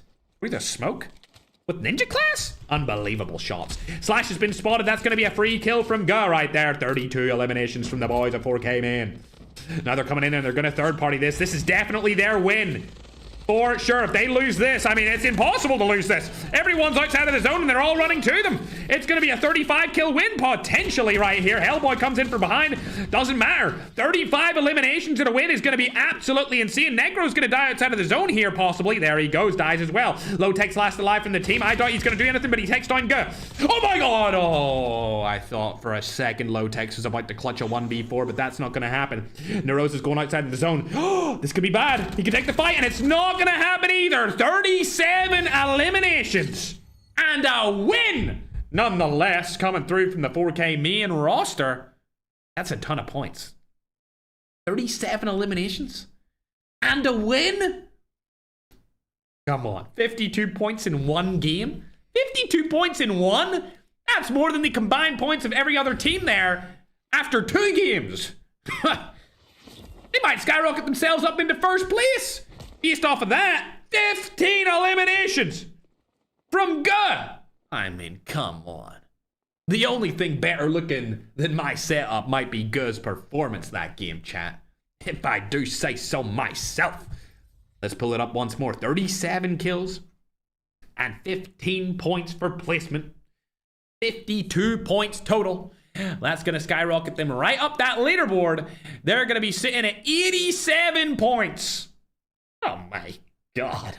What a way to go into first place.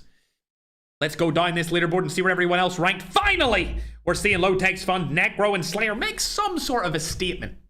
Whether or not they can win this tournament, I mean, I don't see it. I just don't see it. This has been their best game so far. And for a team of this caliber, a team that's a top 3 team on the planet, 12 kills in a second place, it's disappointing. I know for every other team, a second place, 12 kills, that would be great. It would be amazing. It'd be awesome. Wow. But for this team, top 3 ever, I'm not impressed. I'm not impressed at all. Then we got Leap right beside them. They finished in 3rd place. They got 18 kills.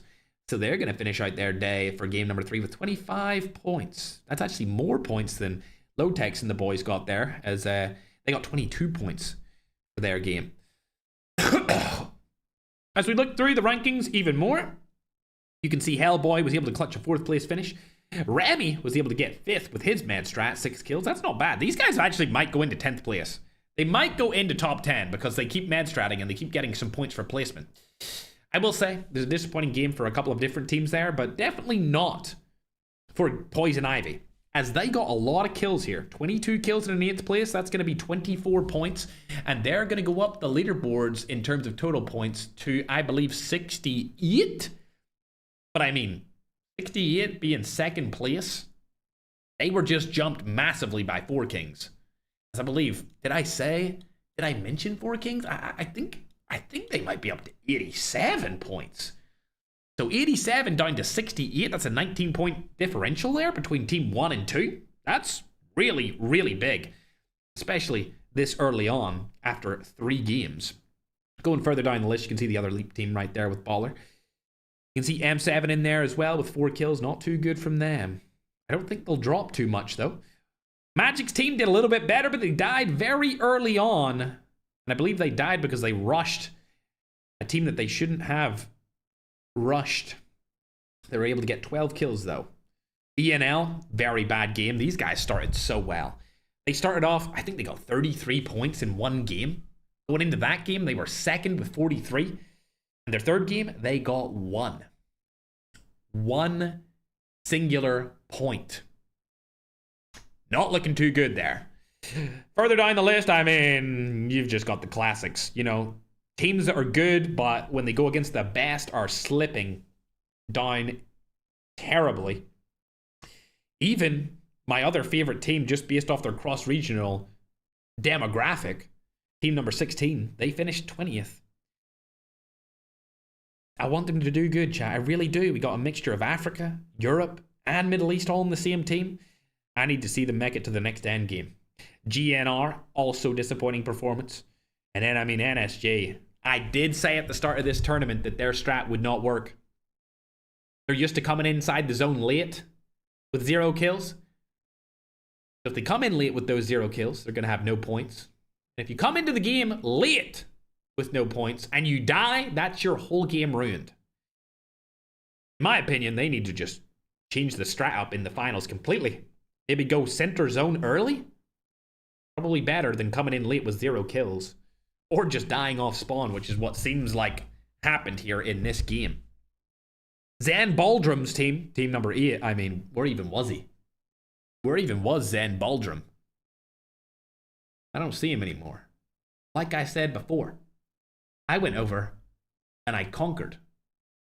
I think the terminology I used when the deed was done was, I came, I saw, I conquered. Zan Baldrum, has he forfeited? Has he given up? Is he too scared? Well, I guess the lack of hair does something to you. Anyway, chat, before we get into the next game, let me just discuss this a little bit with you. The MVP so far for today's tournament, Guz sitting with 30 MVP points, Super Jeff 28, Narosa 27, Dre 27, Void 27, MJ 26, Rusty 23, Secret 21, Tom Pips 20, and Layla 20. So if you look at that entire point system for MVP, for this tournament only, the only teams in there, or the only players in there, are from the Philippines. Interesting to say the least. Interesting to say the least. Accidentally clicked on that, but don't worry about it. We're ready to go into game number 4 here. It will be held on Blackout. Game number 4. I'd just like to reiterate, an unbelievable game there by 4 Kings, man. That's the first time in a long time that we've seen a team of that caliber do so well inside of a big map. We're used to seeing it in Alcatraz, and we're used to seeing it in Rebirth, because you get a lot more kills there. But 37 kills inside of 1 game? That's dominance. That is dominance, ladies and gentlemen. We've got the scoreboards updated, ready for you to take in. I'm going to go ahead and do it first on YouTube. Make sure if you're new around here to subscribe or click the follow button. And if you're watching my stream at the same time as the other player streams, hit the follow button on their stream as well. As this is a community event, we just run it. But it's by the community for the community. So make sure to follow or subscribe to any of the players participating in the tournament, chat. Also, keep in mind, I forgot to say or mention this earlier, but I believe there's double points, double COD points offers going on right now in COD Mobile's web store, so you might want to check that out. And man, if we don't have that already in the YouTube description, make sure to put it in there so that people can go and, you know, check it out. Check out that double COD points if you're curious, if you want to do it. If you want to spend some money and you get your double whatever, you're more than welcome to do so. Man, I'll go ahead and make sure it's in the YouTube description for now. Either way, chat, we're into the 4th game here, ladies and gentlemen. And I mean, a great performance from 4K Man again. Let's actually watch them land in here.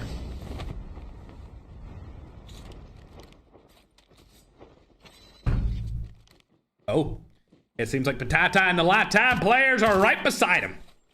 Off the drop here. This is going to be Magic's team. The only Latin American player in the MVP standings is Magic. So I'm excited to see what he's able to do here against the team at the tippity top of the scoreboard.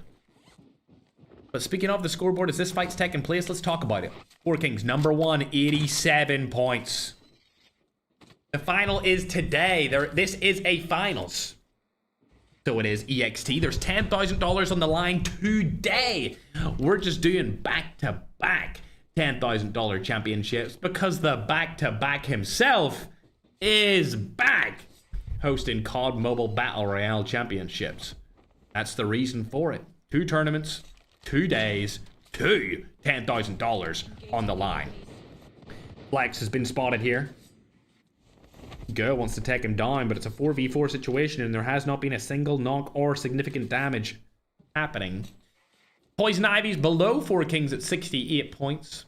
And we've got Leap Unbound at 61. Enigma with 44. Terrible. Game 3 from them. M7 with 40. Not bad. These guys have been consistent. Consistently good. Not consistently great, like we're used to seeing from them inside of the qualifiers.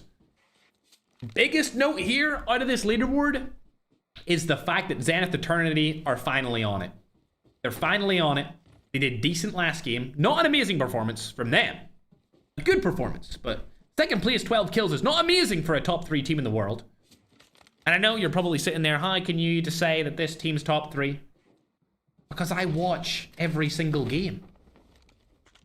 I have the MVP standings. I have the team standings. This team is the top 3 team. And they're underperforming. They're not living up to the hype. Forget about living up to the hype. They're not living up to where they should be. Where they've been previously.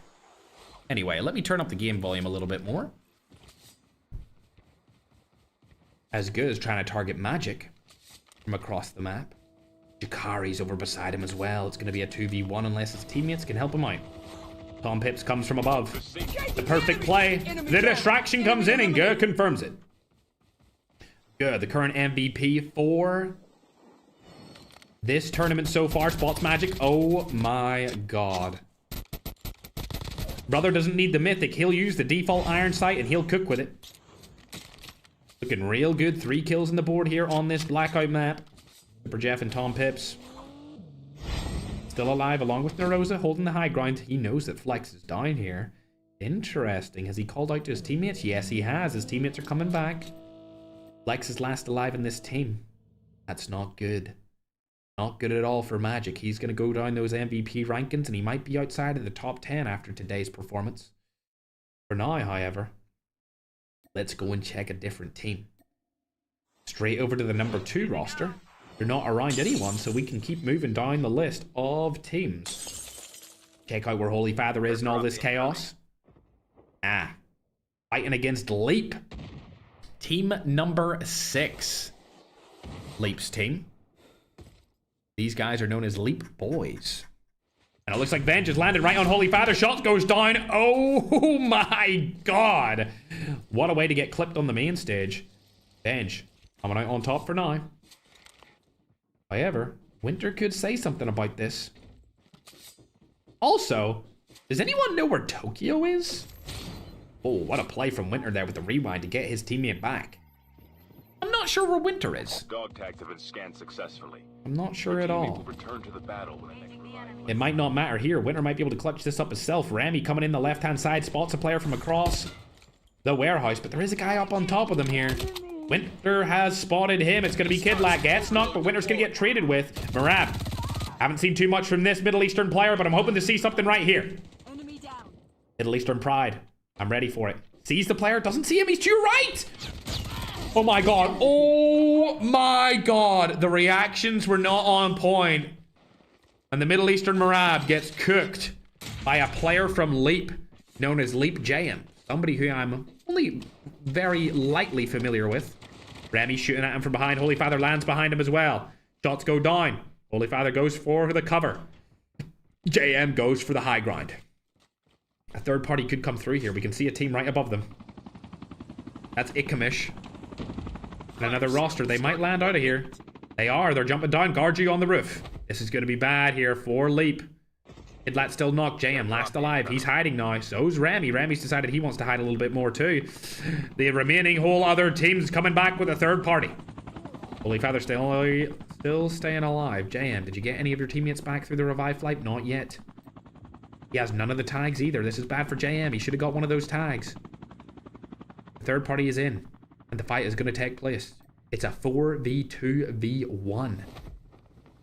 Leap JM and 4K have got the reality check here that they don't want to take this fight. And both of them are camping, moving slightly, staying still, not trying to show any of their footsteps. Garju, right above them here. As long as none of these players move, they won't know that they're there. Do not move a muscle. It's very telling. Both of these teams don't want anyone to know that they're there, but Holy Father makes a play for it. He's unfortunately let his entire team know that there's people around them. JM steals the kill. JM's running after Holy Father. Might go for the execution play, goes for the shotgun instead. Takes him down. Now Remy, last alive in the team again. Not looking good. Holy Father, first to engage. Unfortunately, he dies. Remy with a little bugged sky suit right here. I don't know about that. JM rotates out of there entirely. Now Remy stuck in a 4v1 because Holy Father engaged when he shouldn't have. This could be bad. He's going to rotate around. Possibly get a tag here from Holy Father. Definitely going to get it. Doesn't want to fight JM here. JM's moved to the other warehouse now. He's on the roof as well. He's probably going to get back his teammates based off that performance. Let's check it out. Able to get back one. Marab's back with Remy. Airdrop has been delivered. And Holy Father, along with Winter, are coming back through the revive flight, so they saved the day. Incoming. That right there, ladies and gentlemen, is a textbook class in trigger discipline. You do not need to shoot everyone you see, especially if you're at a disadvantage. Luckily for Flex, Patata, Magic, and Jakari, it seems like Flex was able to get back his teammates. Good job to him. Remy took down JM as well, so great stuff from Remy. These guys have 5 kills. Going down that leaderboard again, I don't see Marab Overload on the leaderboard just yet, but I'm sure they're not too far behind that top 10 spot. Airdrop has been delivered. Fingers crossed for them. Let's go over on to check out Poison Ivy Airdrop has been delivered. for now. As they're deciding they don't know how to drive anymore, somebody remove his license. Slayer's team. Airdrop has Another bad game from them. Sitting inside the boxing ring. It's Fund and Slayer last alive. Not sure where their teammates are at. These guys have been really struggling today. I know they're in 6th place, but come on, guys.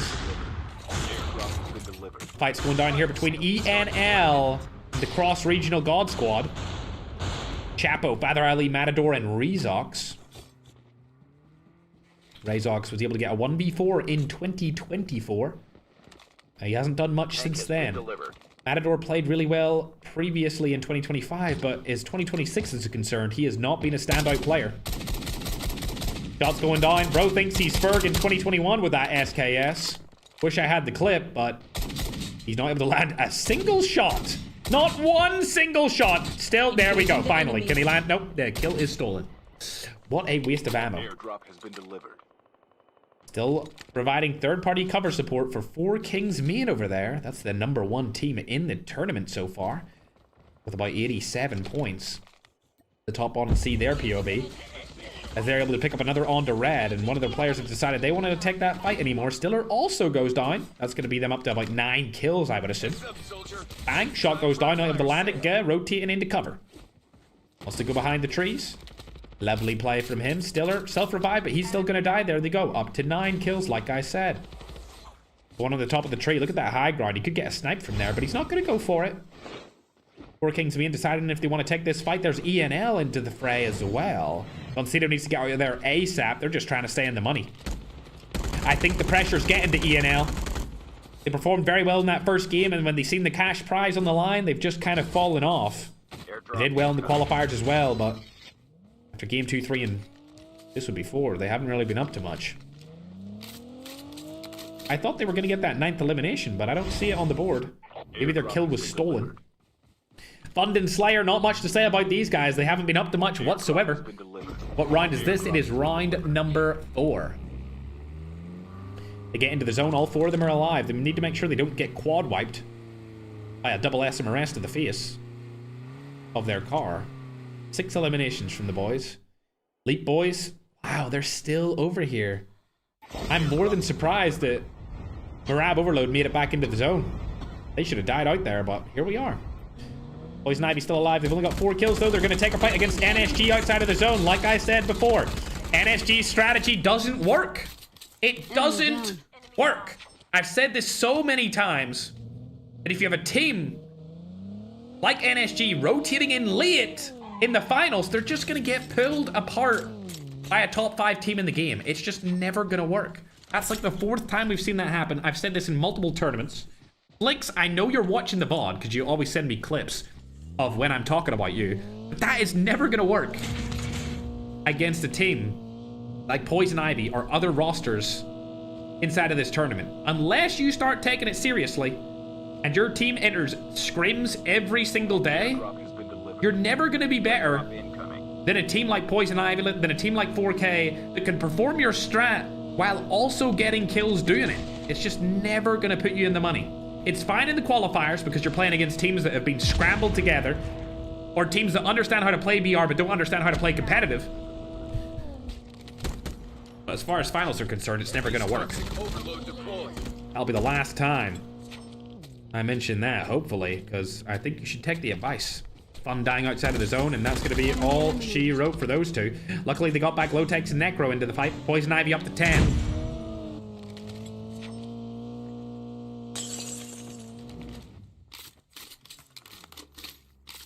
They're also inside of the zone for now. Yes, we do stream on YouTube and TikTok. TikTok's the biggest audience for Call of Duty Mobile's Battle Royale scene. YouTube is a close second. Actually, I would say it's not even really a close second. It's just second. Poison Ivy moving into the zone. They've spotted Leap here. Shot's going to go down, not able to land any of them. They're getting pulled apart. It's going to be Leap in front of them. 80s is in hand here. This is a great gun, arguably the best gun in the game right now. Alongside the AK-117 and the DLQ Omega Megawatt mag. Rotating over to the left-hand side. Taker deciding what he wants to do. Ooh, shoots the fence so he can walk right over. That was a great play. I'm sure a lot of people watching this did not think of that. We're getting third party from behind. It's only Necro, though. He's probably going to get blown up here. It's a 1v4. Can he get back his teammates' tags? Let's see if it happens. I don't know if he wants to get back in that car. He should just stay outside of the zone. They're just trying to stay alive for a little bit longer. They don't have a medic plate carrier here. Okay, I think he's going to get his teammates back into the action. Not sure who he'll get back in, but it should be somebody. None of these cars are usable here. Will they come back in time? I'm not sure. Gets another teammate's tag scanned back in. Looks like they're going to do it. We'll go over onto the Viper Esports team. We haven't watched them at all today. 9 eliminations on the board. Looks like they've been doing pretty good. And they're fighting against one of my favorite Persian players, Matador. Oh my god. It looks like there's 3 teams in this tiny little cluster of houses. 4 teams if you count GNR Red. We got Viper Esports, we got GNR. We've got King Ali, which is the cross-regional team, Europe, Middle East, and Africa. Then finally, we have arguably the biggest roster in terms of viewership in the game, Grab Overload. As I struggle to make through the window. Oh, this is interesting.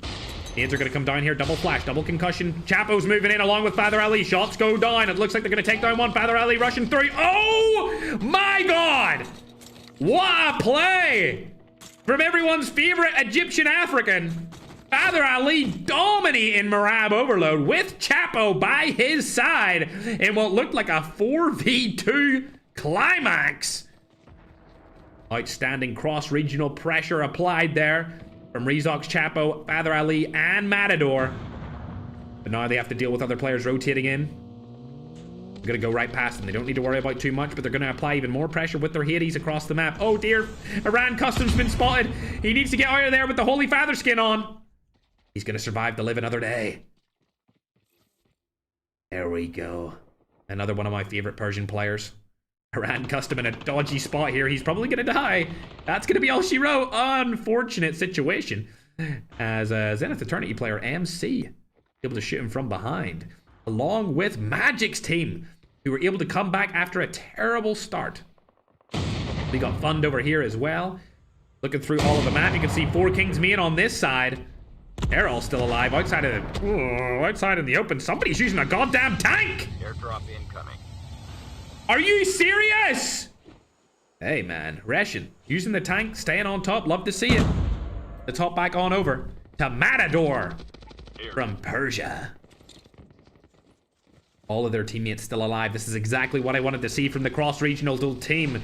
The only region not in this roster would be Philippines. They've got Middle Eastern, which is of course the Asia continent. They've got a European, and they've got 2 Africans. There goes Rezox taking another from the tank. It's the first time we've seen the tank be used efficiently inside of a finals game in quite some time. Good job getting the kill onto 4 Kings Me. And speaking about 4 Kings Me, though, where are they at? All right, they got 3 players left alive. I don't think there's another revive flight coming in here. Snipe's going to go down, not able to land any onto Leap Hasbrook. Still not landing any, not looking too good here from 4 Kings Ge. Dodges the SMRS shot, which is nice, though. Tata on the other side of the zone. Magic also over there. They're going to be fighting that cross-regional team that we've been talking about previously. Let's go on to Matador, see what he has to do for us. From Persia, landed some shots on the Flex. Flex surely going to die here. Easy knock and full kill. 13 eliminations on the board. That's what we love to see. Come on, Chapo, stay alive. Oh, he's going to die outside of the zone. That's all she wrote for Chapo. Unfortunately, one of our favorite African players is down and out. We'll check on over to Viper Esports. One of our favorites from Latin America this time around. They're going to be taking a fight against GNR. Looky, he falls early. Matador staying alive, taking kills outside of the zone here. They're using the defender to stay alive for a little bit longer. Does his teammate have another one? Yes, he does. Fantastic. ENL Simple still alive. Fund also still up for now, but the cluster bomb comes in, and it looks like Fund's probably going to die here from the side of the cross-regional roster known as King Ali. If you look onto the scoreboard, you can see King Ali in the number 10th spot as Father Ali is able to take down Fund. But unfortunately, they've lost a player in the fray. A couple of SMRSs, and that's all she wrote here. Looks like the SMRSs are not going to land for now. The defender would come in handy here if it was able to be used by Rezox. It does get used. Perfect team coordination. 15 eliminations on the board.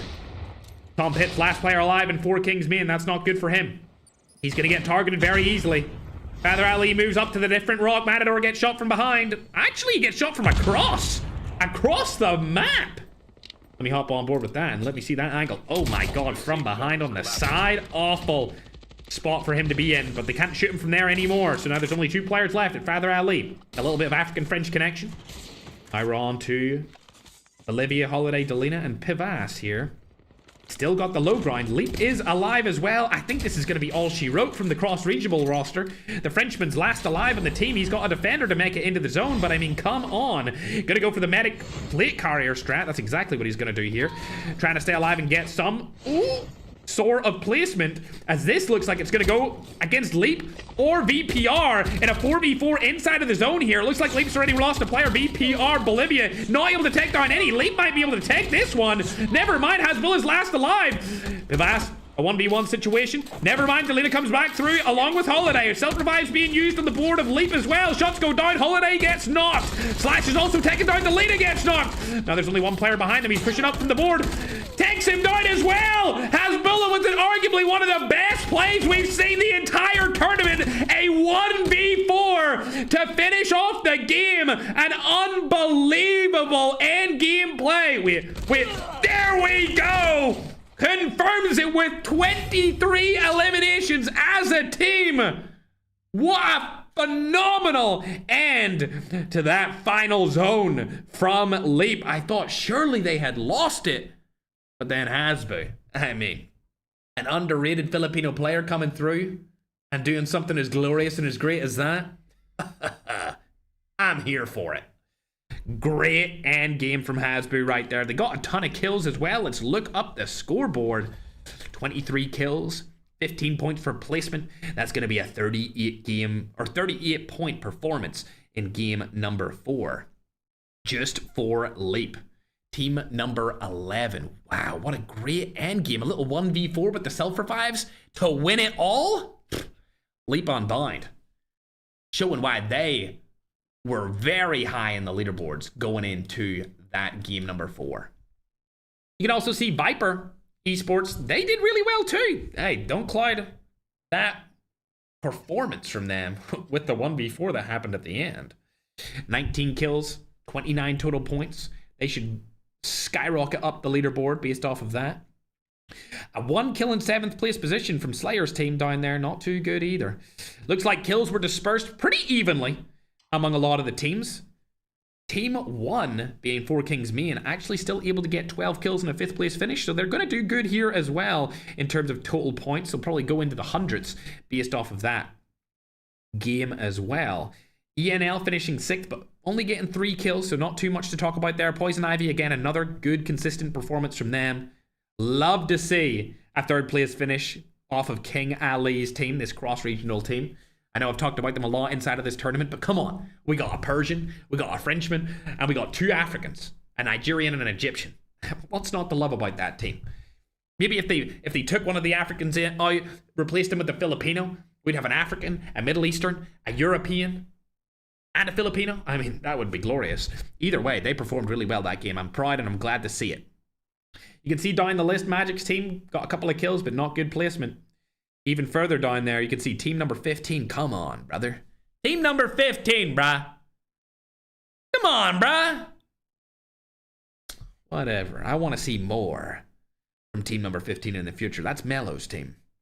GNR have fallen off significantly since their first game from actually even the qualifiers a couple of days ago. I mean, they did really good in there, and then they just kind of sloped down. Going further down the list, you can see Urfin Grit, 2 kills. Not bad. Not bad, Urfin Grit. We like to see that. Medi with 4 kills as well. Good stuff from him. But we don't see many more kills from all of these other rosters. Holy Father's team died early. They were able to get at least 7 eliminations. I thought maybe this was the game that would take them up into the top 10, but based off the placement, I doubt it. You can see 29k. They got even more kills there as well, but no placement points. NSG, I've said that their strat doesn't work before. It didn't work again there. If they want it to work, they need to become a better fighting team against some of the best teams of all time, which is going to take some serious time and effort to get to that level. Again, Eduardo Renzo, Akaza, and Instinct, I feel like they've died first twice back-to-back. M7, on the other hand, I mean, they were in the leaderboard going into that game, but right now, they're 5th, and I think they're going to drop down because they didn't get many kills. Only 4 points off of that game is going to bring them up to 44 points. I feel like another team could pass them up here, like a Viper Esport. Matter of fact, let's go over to Viper Esports. They got 29 total points for that game. That's going to get them up to 49 total. So yeah, Viper Esports are going to pass M7 and Enigma. BB Divine, thanks very much. I actually didn't put on Tickfinity today, so I'll put that on right now for you. Appreciate you. But yeah, game number 4. Another Filipino team coming home with the win. There's been a couple of Filipino team wins in the last couple of games. I mean, we've seen 4 Kings Main win the game before this with a dominant performance, to say the least. And now we're seeing Leap come through and win one as well. As for now, however, chat, we're going to get ready to go into game number 5. My scrum diddly umptiouses. I'm seeing on the YouTube chat that you guys want me to watch a little bit more of the Middle Eastern teams. I will try. A couple of people want me to watch Urfin Grit. I'm going to check him out. Let's see if he can do anything this time around in game number 5. I've been watching the teams that are higher up the leaderboard, but you guys say that he's good. So I need to check him out. He's on Wexworth's team, so I need to put on the magnifying glass and check out whether or not they're just having a bad day or they're not as good of a team as what a lot of people think they are from the Middle East. Hey, I live in the Middle East myself. That's where I currently reside. Habibi, come to Dubai. Welcome to Getting into game number 5 now. The match is about to start. The leaderboards will be updated shortly, chat, as we're getting them all tallied up. I will say 4 Kings are probably still first with a significant margin. Poison Ivy are still probably second. Actually, could be replaced by Leap in second place. So I'm assuming it's a 3-way tie between 3 Filipino teams. And then everyone else is just a little bit step below. So it might be a little bit of a contest between a country as opposed to a cross-regional battle this time around. Let's take a sip of water. I've just got the updated scoreboard, so I'm going to apply them now while I take a sip of my water, ladies and gentlemen.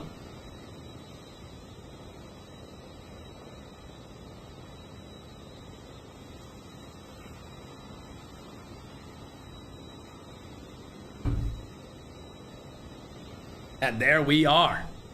103 points from 4 Kings. 99 points from Leap, so they're right behind him. I didn't realize it was that close. But Leap Unbound are right behind them there. Poison Ivy, 85 points, and then there's a massive drop. Like, we're talking next level drop. A drop of 35 points. Really? 35 points? 35 between 3rd and 4th?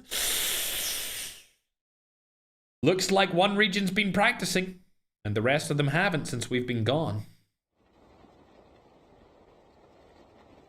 Let's hop on board with Marab. First blood. One of our favorite Middle Easterns. Doesn't look like anyone's around them. And a lot of people have told me to check out Erfengrit. So that's definitely on my radar. What's up, Erfengrit? Here we go. Artery Skin. These players are over by New Vision City. They've decided to go to Pier, and then 2 other teams. Oh, another team from Middle East is fighting Leap. Uh-oh. Iron Custom going for the early game push here. This is a bad push from him. He's going to get shot from the side. No awareness is going to get him killed here. U3F also going to go down. He's going to get a kill before it. Lovely jubbly. But the trade comes through. And now in a 2v3 situation. Mohammed gonna fall also. Sinan, last alive from this Middle Eastern team. In a 1v3 situation. He needs to get out of there, ladies and gentlemen. He needs to get out of there as fast as possible. He could get a kill here. Oh, he's decided he doesn't want to do that. I think this is going to be an easy kill. An easy wipe. Nice! Gets the frag onto MJ. Needs to stay alive now, though. Gotta stay up for a little bit longer. Keep your team spirit up. Now he's going to get targeted again. The player has spotted him. He might need to take this fight. We'll have to wait and see if he's going to do it. Oh, he's going to take this fight. It's a 1v2 situation. We've seen Hasbulla do a 1v4 earlier. Now he's got Slash by his side in a 2v1. I don't think they're going to win this. Sinan, definitely going to win this fight, surely. Surely? Surely? JK, it was always going to go in the way of Leap. I mean, come on. Of course they were going to win that fight. These guys are unbelievable today. Unfortunate. One Middle Eastern team is out. But let's go and check out another one. If they've rotated into New Vision City, did they stop the path of the number 2 team here? That's the question. They've been spotted. A 4v3. I would love to hear the comms of this team right now, but we're not going to check them out just yet because I know they're not speaking English.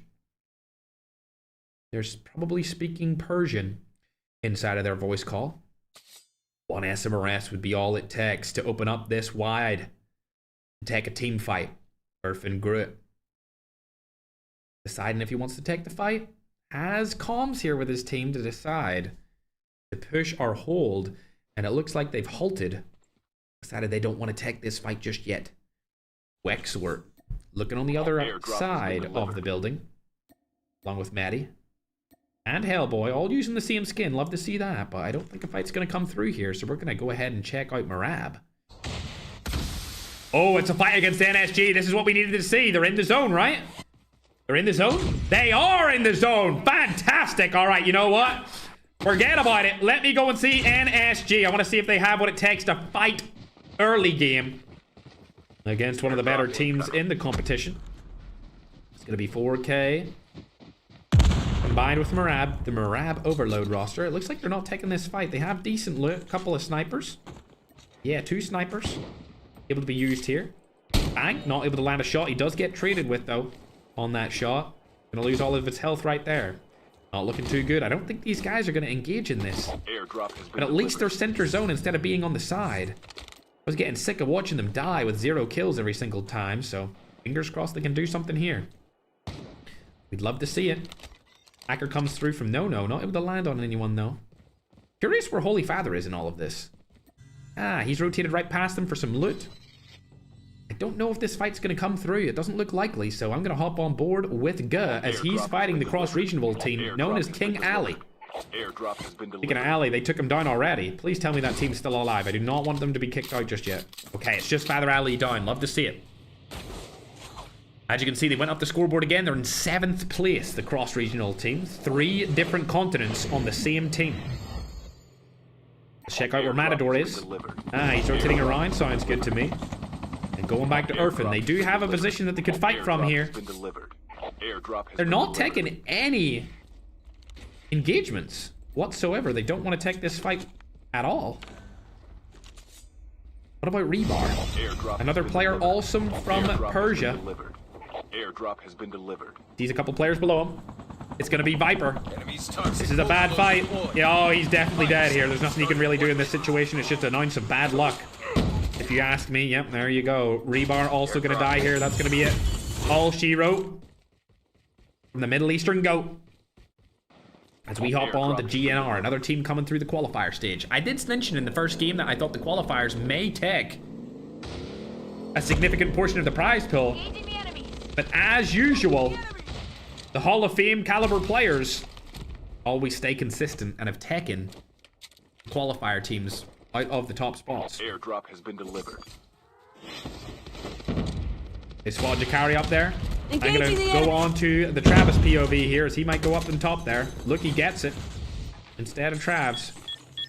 Keep in mind that team is still alive except for that one player. Another third party coming through as well. Not looking too good. Oh, Flex with the trade. Now they could push in here in a little 3v3 or a little 3v2. We get to see them push though. Flex coming through. This is it. The start of something new. Flex comes through, able to land a shot and get away with it as well. Nice shots from Lucky, but not going to do enough here. Tries to get away from the rotation. Lovely play from Lucky. Great game sense. Great strategy. And most importantly, great mechanics with that ninja. Bab's still alive here, reviving his teammates. Killer's going to come back in that flight, along with Red. They just need to stay alive. They know that there's 2 below them. It's going to be Magic. Flex. Magic, the best player from the Latin American region, based off our MVP scoring. Still in this fight. DNR just struggling to stay alive here. Looks like Patata's going to go up first. He gets knocked. Magic goes up again. He gets knocked too. Lucky with an unbelievable play. Killer comes back through the revive flight, and Travs, along with Lucky, trying to get that final kill on the Flex. Are they able to do it? Yes, they are! Oh my gosh, and an unbelievable 3v2 right there. As NSG looking like they got absolutely smoked by Marab Overload. Airdrop has been delivered. None of the teammates back in the revive flight, but at least they got 2 kills. So they'll have more points than what they're used to getting with their old strategy of going into the zone late. This time, I can understand him staying outside of the zone if he wants to, but he's going to need to get a medic plate carrier. He wants to stay in this game. Elite Boys are in a fight now. Fighting a team that are going to land on them. It's another team from Latin America. Ooh, 3-line rifle. Custom 3-line rifle, might I add. I don't know if I would use that in Battle Royale over the DLQ Omega Maywalt mag, but here we are. SMRS across the map goes down, but not going to land on that, and I don't think these teams are going to fight each other. If we open up the map, you can see they're going to need to rotate in from that middle right side. On the other hand, I think the fight is highly likely here from Marab and Winter. As Poison Ivy are right beside him. Marab trying to make something happen, not able to land a singular shot from the Middle East. Rewind back, he's right beside him. Marab puts down that other Trap Master, still not able to do anything with it. Probably gonna get targeted here. 4v1. Unfortunate. Winter just trying to stay alive. And he dies as well. They are eliminated. Philippines with Marab are out.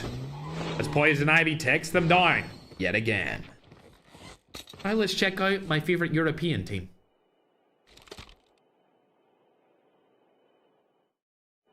Airdrop has been delivered.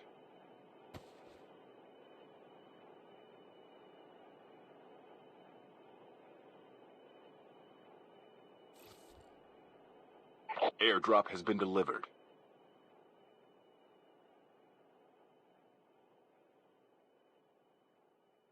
The safe zone is collapsing.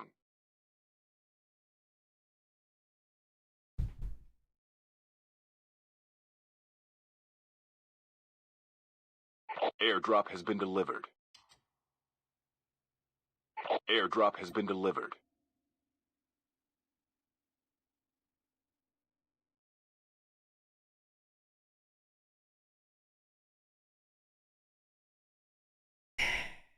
This is just not something I can defend. All right? I can't defend this.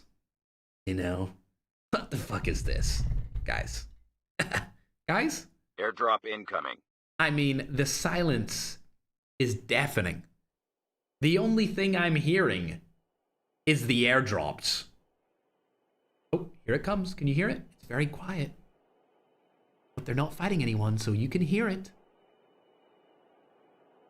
Oh, I think I can see it. Oh. Oh, it's... Airdrop has been delivered. Oh, there it is. Wow.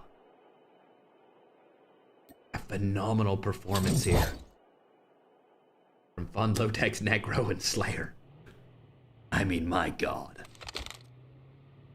Is this what we've come to? I understand you want to be in the money. But I mean, come on. Let's pull up the map. They're not central, but they could get the next zone and be central. Which would mean we would just have another zone of them camping on top of launch base. Anyway, moving on. Let's go to a team that's in the running to win it all. That would be, of course, 4Kingsmen. These guys have 8 kills inside of this game, so they're looking real good. But a team that we haven't seen much of would be Wexor, and I just seen him get a knock here. Not sure where the knock was from, but it was onto a 4K player, I believe. They're going to be able to get back their team into the action. They got 2 eliminations. If we look onto this map, you can see they're just out of zone. They're fighting the worst 4K team. It's going to be Ranzu, Instinct, Akaza, and Eduardo. They're just here for a good time, ladies and gentlemen. Airdrop has been delivered. Whereas Wexor wants some kills. Damn it. He wants some damn kills. These guys are rotated into the zone, and I see that there's a team right in front of them. It's looking that team might be Viper. It is Viper right in front of them. They're the only bright purple team inside of the competition. Looks like they're not going to take the fight. They've rotated away from them. There is a car behind as well, though. So we might have to hop on board with Irfan to see where they're coming from. Maddie gets out, gets back in. There could be a 4v2 play on the cards here. Oh, they're going back into the zone to kill Eduardo. They've seen him land. It's a 4v1. I mean, Eduardo, aka Nagy, you are unfortunately dead. Engaging the enemies. As the Middle Easterners have sacrificed themselves to kill you outside of the zone. Airdrop has been delivered. They're also getting an airdrop outside of zone? You know what? I can't even be mad at that. You know, let's go and check out the most dominant, the most aggressive, the best Rebirth Island team of all time. Our vehicle is about to explode. Engaging the enemies. Engaging the enemies. Hey, at least he hit a shot. At least he hit a shot.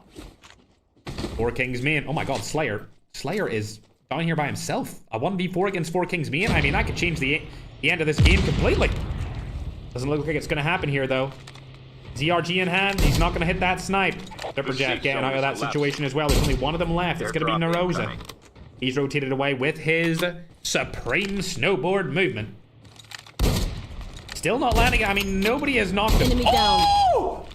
He gets him. Airdrop has Just been as I said, delivered. nobody has knocked any of them. Enemy eliminated. Slayer able to take down Super Jeff here. Lovely, jubbly. To get some loot out of that one. That brings him up to 4 kills. It was boring at the start. Oh my god. A third party across the map from Julio. And now, 4K are in a terrible spot here. Tom Pips and Go last alive. Arguably the 2 best players of the tournament so far. 11 kills on the board. 2 tags here from Go. He needs to scan them in. Look at that movement. Getting away from everyone with the snowboard. Love to see it. Staying alive for a little bit longer. There we go. Snowboard movement comes in. Wexort has been killed from the side here, so we'll hop on board with team number 18. A lot of the YouTube audience wants me to watch this team. Ooh, Chapo's still alive as well. Lovely jubbly. Tags have been scanned successfully. Oh, these guys are fighting NSG. Again, NSG rotating in late.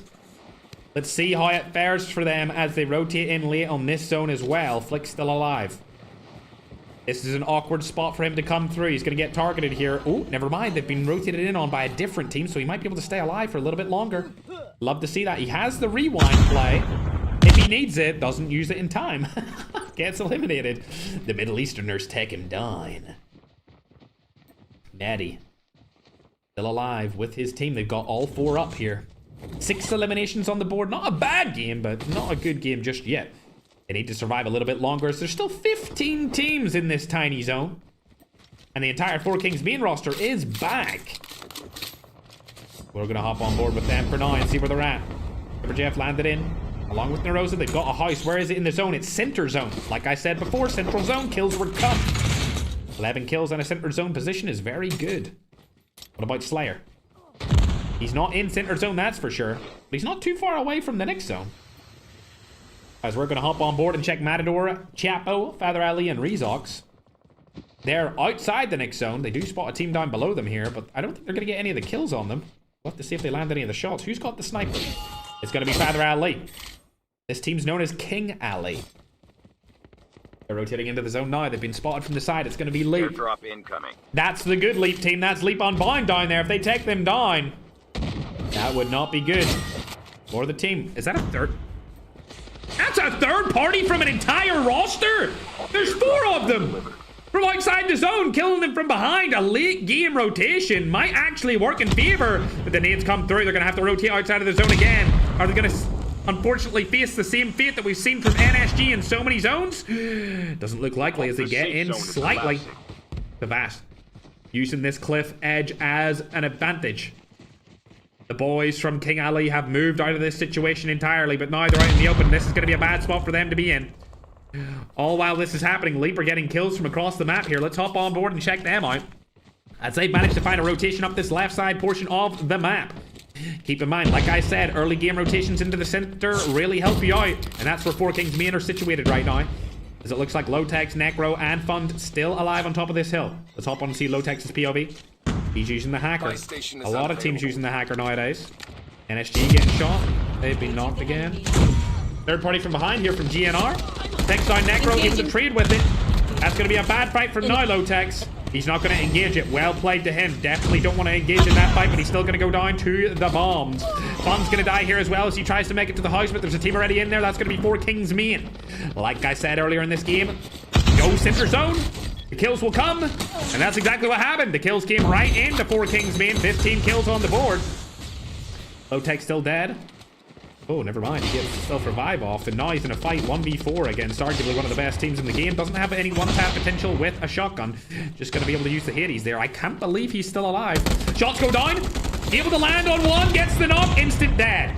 That was about as good of a play as he could have possibly done here. Let's hop back on to 4Kings main. They're still alive. Poison Ivy's still up as well. But it looks like Matador's trying to make something happen here. He's going to go down, I would assume. There's Chapo. Last alive in the team. He falls as well. They've all been eliminated. Let's check out the Latin American.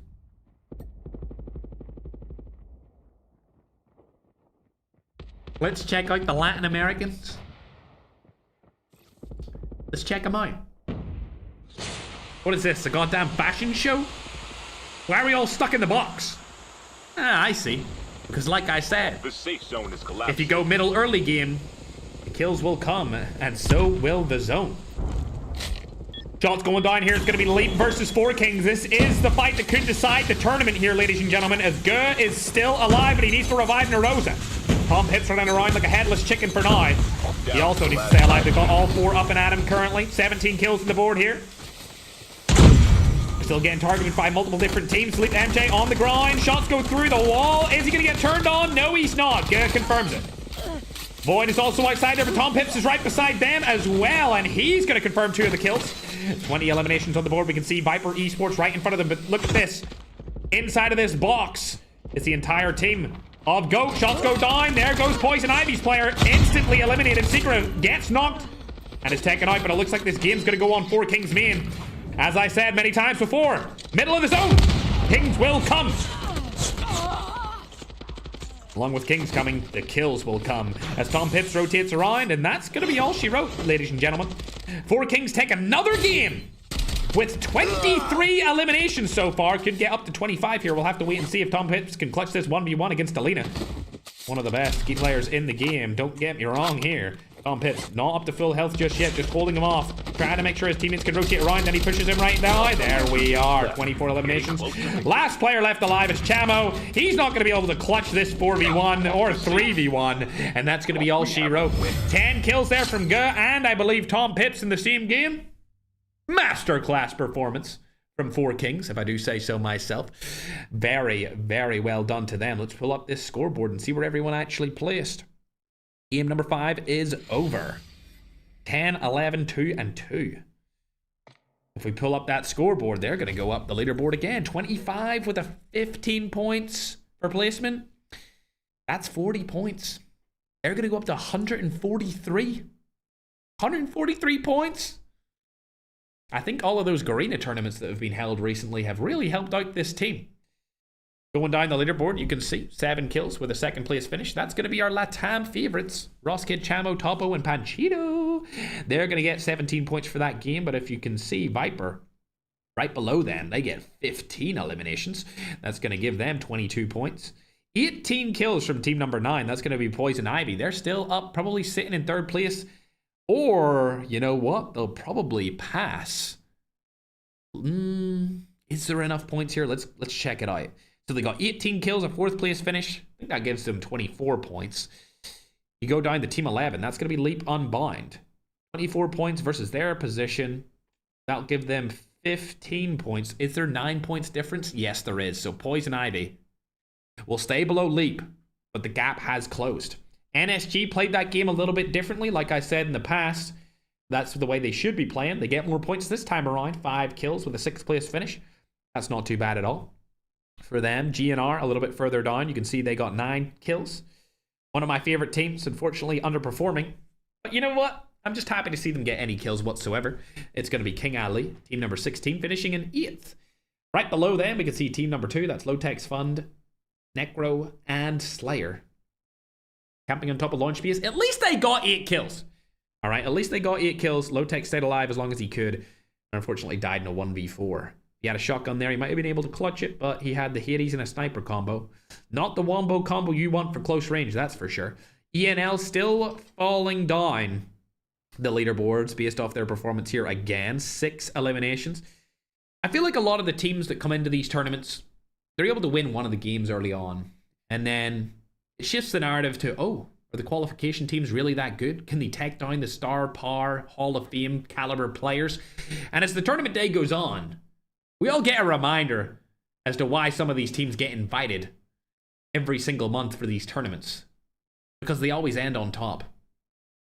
And the qualification teams really never end number 1, 2, or 3. They just fly around and struggle once the pressure gets to them. And that seems to be exactly what's happened to ENL. They were first after game number 1, and if you look at the leaderboard that's currently on your screen, they're 4th.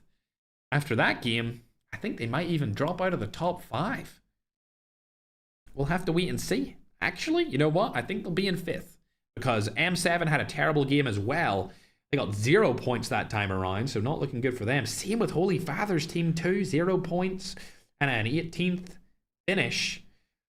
We go further down, you can see Magic's team died out early with 6 eliminations, and right down at the very bottom, you can see the African team along with the Middle Eastern team dying early on once more.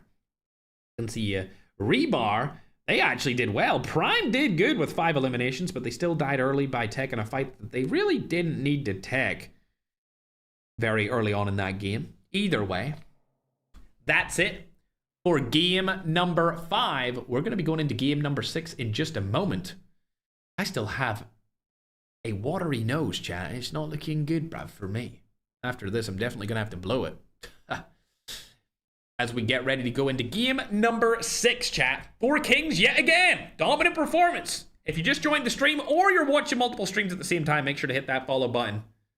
Whether you're watching me or any of the other contestants, make sure to go and follow them as well. Or subscribe to their YouTube stream if you haven't already. We're waiting for the final couple of players to join in. And then we'll be good to go. I'm sorry, chat, but I don't have any tissues around me right now, so I might be cooked here. I don't know if you can notice it, but holy. My nose has been runny for quite some time. The match is about to start. As we get into 6th game and then the 7th game, 6-7. Too bad TSG disbanded, I know. It is unfortunate that TSG did disband. Gone but not forgotten. One of the best teams from the Philippines. I can't believe they disbanded. I actually cannot believe it. I mean, they were performing arguably the best out of any team inside of our tournaments. And they're no longer a roster, which is ridiculous. They should have definitely stayed a team, but here we are.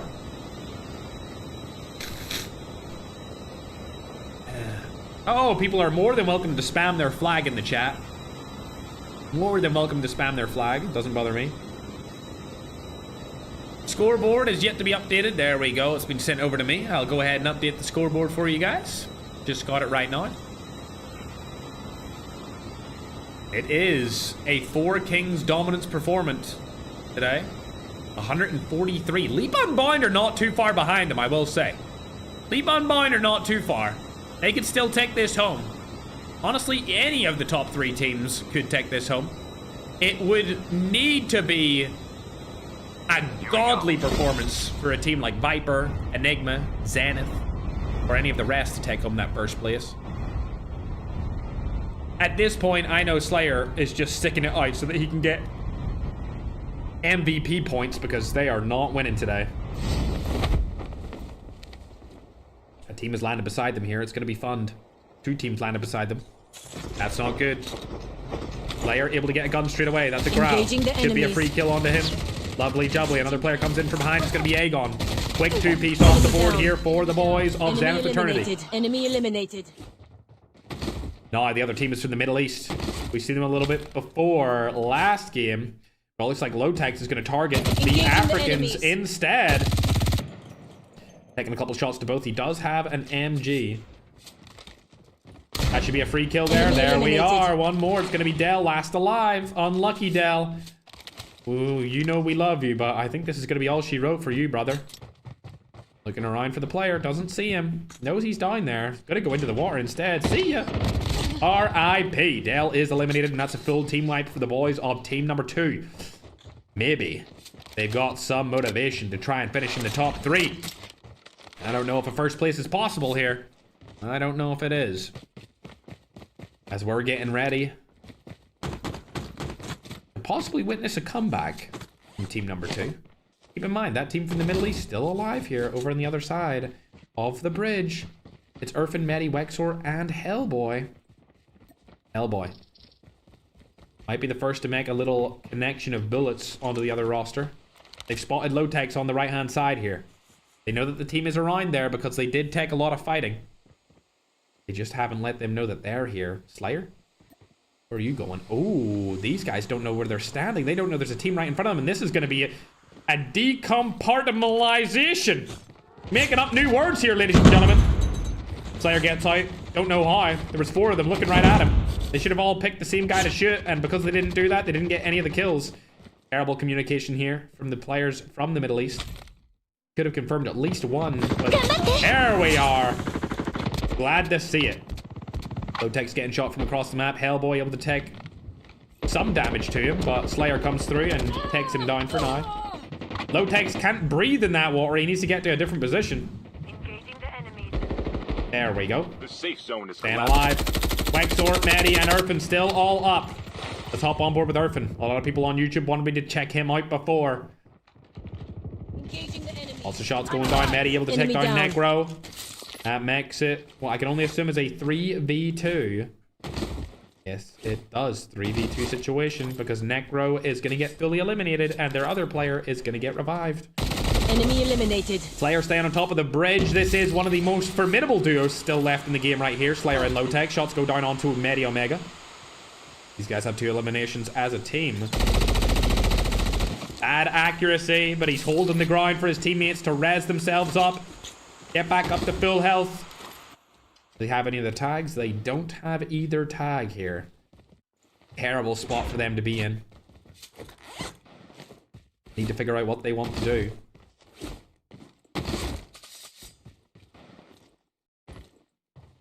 Airdrop dear. incoming. I think they're kind of a lost cause here, ladies and gentlemen. I think they're kind of a lost cause. They just need to rotate out of here. Let's hop onto a different team as that fight disengages. Now we're looking at Leap versus Holy Father's roster. We've seen this before in the same area of the map as well. Here we go. Ninja gets used, but not used correctly. Holy Father. Trying to make a little bit of a statement here. Not able to do so. Knows that the player's up there. Marab by his side. Engaging the enemies. Interestingly, neither of these players speak English as their first language, but they're communicating in it right Airdrop has now. been delivered. Holy Father hops up, gets instantly eliminated. Not good. No other players can hop up right there. An HDR would go a long way if he could land the shot. Remy gonna die outside of the zone here. Does have the medic plate carrier though. They should stay alive for a little bit longer. Let's hop on board with Low-Tech. Airdrop has been delivered. As he's able to revive one of his teammates, Necro comes back into the action in a couple of moments. Now in a 1v4. Low-Tech's definitely dead here. There's nothing he can do. See you later. Irfin takes him down. Slayer opting to go around the map. Another Middle Eastern team is coming in here from behind. Oh my god, this is not good. Slayer, I don't think he understands that there's multiple teams around him. I don't know about this play. He's sacrificing himself. Not for Pakistan, but for his team. Orphan Grit spotted the play. Necro's back into the action. Slayer now in a terrible position as he knows that Irfin is right beside him. Does he have a shotgun? He does. He has the 5.15. He could get a couple of one-pumps if possible. Would love to see that from him. Irfin gonna push through. Bang! Not gonna be enough as Wexer hits him from behind. Enemies. And Irfin lives to survive another day. Never mind, he kills himself. He's too far outside of the zone anyway, so he's just going to go to the zone regardless. Scanned successfully. The top back on board with Marab. Return to the battle when the next revive flight JM, arrives. surely you kill him, Marab. Surely, there we are. Love to see it from you, Pookie. Great job. For now, however, what's 4K Mean up to? 0 kills? Nobody landed with them. Looks like people are scared. Looks like people don't want to take the fight. Whatsoever. As we're going to check out Fund. Airdrop has been delivered. He makes it into the zone, I can only assume. Heads up, soldier. Whereas those Time for a fire players sale. from the Middle East are actually fighting each other now. Racky's going to be the last alive. He's trying to get into the zone. Hellboy and the boys, they got 6 eliminations. They're looking real good going into the start of this game. Where's Varan Airdrop Custom has at? been delivered. The Holy Father skin. He's at the other side of the zone, so we don't need to worry about them. It looks like they're going to stay alive. NSG, did they make it into the middle? Huh? Huh?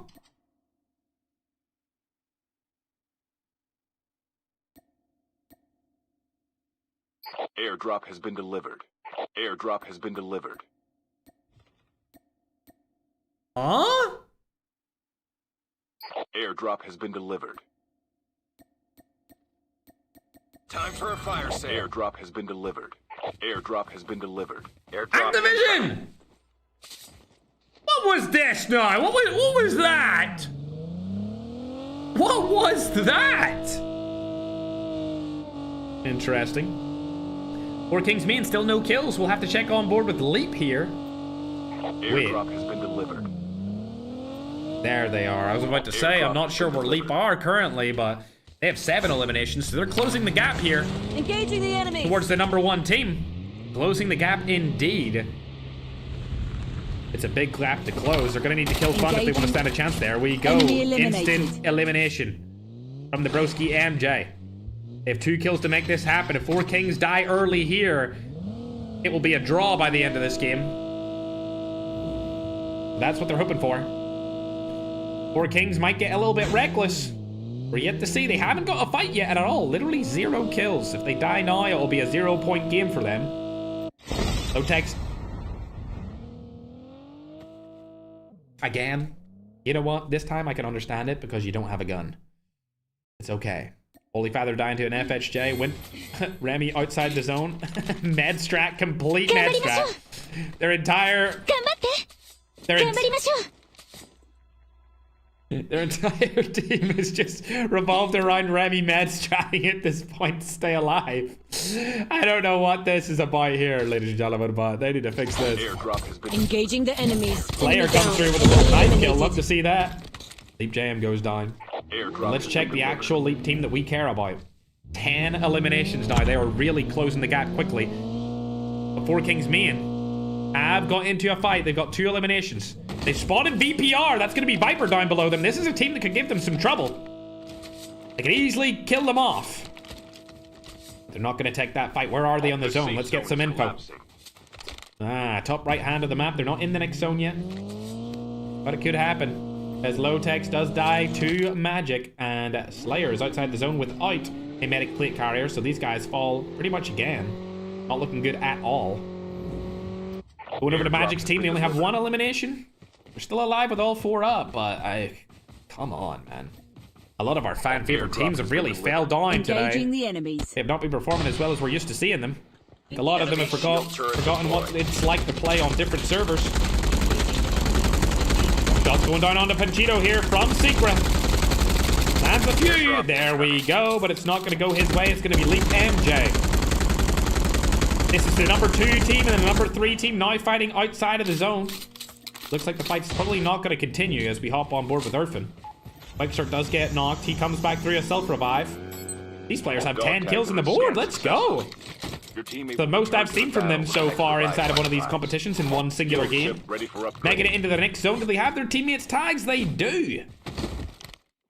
They're all going to come back into the action. ENL are also still alive. Airdrop But has been delivered. like I said, these guys came through the qualification. It's no fault of their own, but they're feeling the pressure. They had one really good game at the start of today, and after that, they haven't been the same. They were first place after first game, and now I think they might not even be in the money after this game. I mean, 56 points. We've got 3 teams on 47. One of those teams is actually the mixed regional team, but I think they've already died. So I can't watch them. I doubt they'll get top 5. Either way, for now, let's watch a top 5 team. Poison Ivy in a fight right here. Secret goes down. Let's check his teammate out. He's further back, along with V Rusty. Also further away. Secret, the only one to die from that. Layla may actually... Oh, never mind. They get into the zone. They get their health up. Now they're good to go. Secret, only 1 dead for this team. They'll come back through the revive flight. These guys have nothing to worry about. 14 eliminations? I mean, they were right behind Leap Unbound at the start of this game. Shots going down. Patata taking some damage here. Ooh, good accuracy. Let's check out Dreas. He's further up here. This would be a 1v3. I don't know if you should take this fight. It looks like the fight's disengaged and we'll hop back on board with a different team. Urfin, what are you up to? He's just barely outside the zone. Hellboy's gonna res him up. They're fighting Viper Esports, so this is a team that is in the money. Currently, they're #4. Not gonna take the fight anymore as Slayer drives right past him. All 4 players from Slayer's team are alive again. These guys are fighting for in the money spots. Both of these teams. I'm not used to seeing this Middle Eastern team do so well. So congratulations to them for being able to fight against the best of the best here. 11 eliminations as they rotate into the next zone. They're actually going to have next zone as well on these hills, but they're going to want to use a cliff face or something like that to stay alive. Holy Father! He's going to need the Holy Father if he wants to stay alive here, chat, because, oh my god, he's going past everyone! Still getting shot at here. How is he still alive?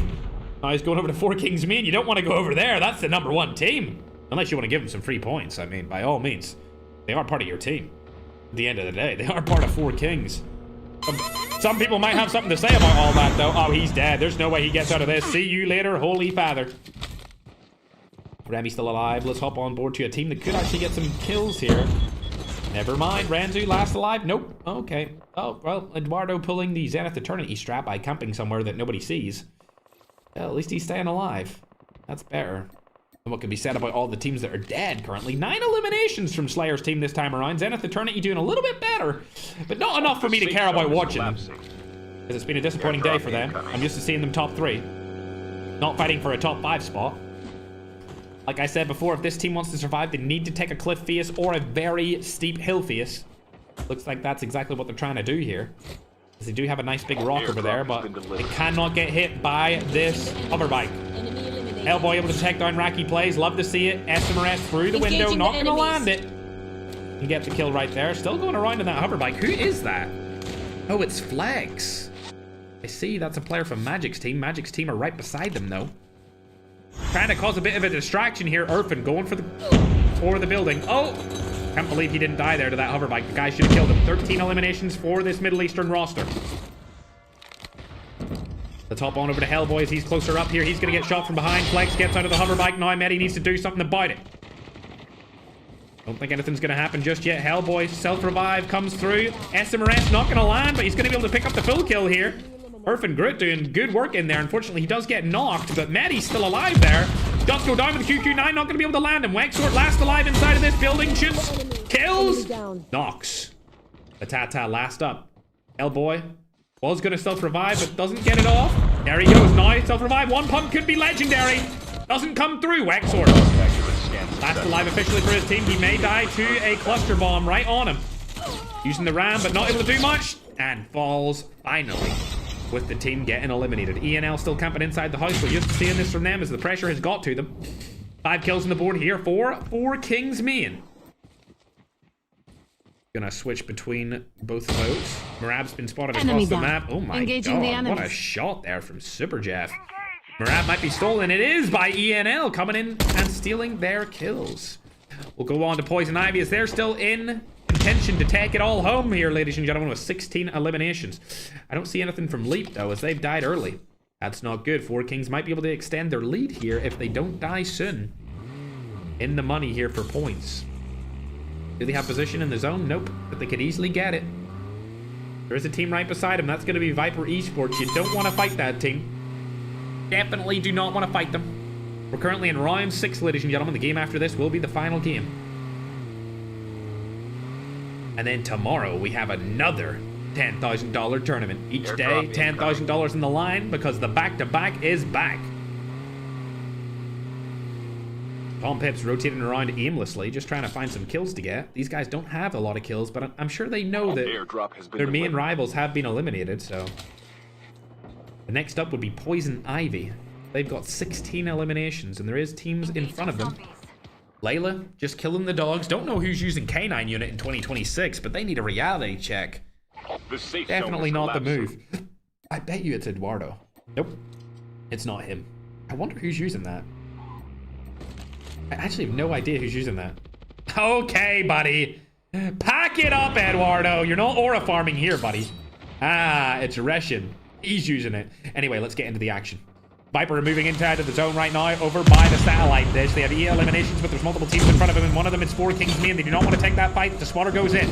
They need to make it inside of this warehouse right now if they want to stand a chance of staying alive. That's exactly what Holiday's going to do. Makes it in. Nope, still not going to get in there.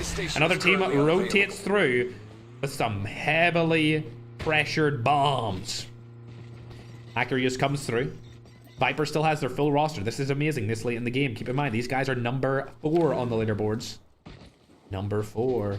4 Kings main still have their entire team, though, and they have high ground. They're not going to be able to stand there for too long. A couple of SMRSs to the face, and that's going to be all she wrote for the 4 Kings roster. Let's see if the SMRSs come through, though. Hands a shot. Yeah. Might get SMRS here. Not going to happen. They make the rotation. They're in the zone. Also bringing the car in for some do cover, but Tom Pips feels with the rotation on the car, and now it's out in the open instead of against the wall. Against the wall would have been better, but at least they have a car. Oh, misses his ninja. Does get sniped from the side. Double snipe. One more. One more is all you need to take him down. Not going to happen as Ge has the movement from the Philippines. SMRS straight to your face. I don't know if that was meant to happen. As Four Kings are also struggling under the pressure right now. Many of the top 5 teams still alive in here. Starting to lose my voice because I'm still sick. We got Viper number 4th. We got the number 1 team. We got the number 3 team. And we got ENL, who are currently number 5. So the only team outside of the top 5 that are dead right now is number 2. We're going to go ahead and hop on and chug. Again! Oh my god. Next! Oh, the Latin American region is about to face Enemy's toxic overload deployed. pressure from each other. As Flicks dies outside the zone, I can't believe Viper are getting in. I can't believe Viper just got in on that rotation. That is unbelievable. All 4 of them got in on that rotation. What? Another take in this fight against the other Latam region. Flex goes down first by Delina. Rotating through right now. Magic goes down as well. Now, 4 Kings being right beside them. They need to take this fight. Shots go down. They need to get inside of the building, but it's Slayer's team inside there. Oh my god, this is crazy! Slayer's team with low takes coming out the side of the building. Lands a 1 pump. Goes out the other window. Bang! Easy kill confirmed. Can he get the other? Bang! Unfortunately, he's going to get knocked right there, and Poison Ivy are not going to take that fight. Slayer still alive here. Struggling to stay up as long as possible. Oh, Slayer got some info, some very much needed info as Viper are staying alive. He can't shoot through that. He's going to go for the play anyway. Bang! Bang! Bang! Easy kills for Slayer and Necro there with a little bit of teamwork, making the dream work. 17 eliminations. Finally, we get what we're used to seeing from Zenith Eternity inside of these finals. It's taken too long, so they're not going to be able to win it, but hopefully they'll finish in the top 3. 4 Kings, man, not getting any kills this game, but I mean, does it matter when they have a lead as big as they do? The safe zone is collapsing. It could be bad here, though, if Poison Ivy are able to take it. Look, ENL also still alive. Rusty uses his defender, gets a couple of kills here. Goncito dies outside the zone. They're all going to need to push the 4 Kings main. They have the zone advantage as they're closest to the middle. Now everyone out in the open. Look how many smokes are going down right here. 4 Kings main, the only team alive with 4 players. Go goes down. Super Jeff and Tom Pips still alive with the Narosa. It's looking like it's going to go in their way, but look at that. Slayers come in last second, and he's going to wipe everyone. Poison Ivy's last alive. Can he do anything? No, he can't. Poison Ivy all still remaining with 3 up. Who's the last remaining player? It's going to be Necro. Yeah, there's no way. We're going to go down mad strat right now to see who's going to win this game. It's either... Oh my god. On a 3v1 mad strat, Zenith Eternity comes home with the victory. That is unbelievable. Every single team was down and prone knocked on the ground. But luckily, Necro able to time the self-revive to perfection and keep them alive in that end game. That might cost Poison Ivy the entire tournament, as they had 22 kills. They're going to get 32 points. If they had won that game, they would have got 38 points because they would have got the extra kill of Necro and the 5 extra points for the placement.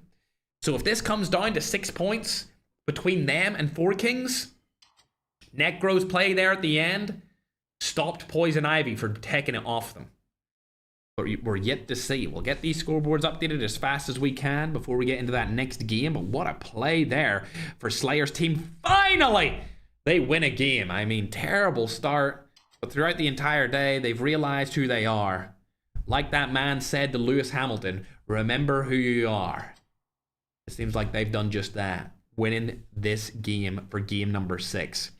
That's going to give them 33 points and skyrocket them into the top 5 past ENL. ENL, one of the teams that did make it to the end game there, but they only got 6 eliminations compared to the 18 from Fund, Lotex, Necro, and Slayer. So good job to them. 4 Kings main did finish 3rd, but they only got 8 eliminations. A 3rd place 8 elimination play will be 15 points. That's still fine. 15 points is still okay when you're that far in the lead. I wouldn't really worry about it until I see the Poison Ivy total points, which would be 32. So they're going to close that gap by, what, 17 points? Four Kings, all they need to do is have the same game they just had again, and they win. But if Poison Ivy have the same game they just had, and Four Kings die at all outside of the top 5, they win. It's yet to be seen. Obviously, Leap Unbound are in there as well, as Leap Unbound also have a ton of points, and they did get a ton of kills there. Unfortunately, they just died early. It was unfortunate for them, but look at that, 15th place.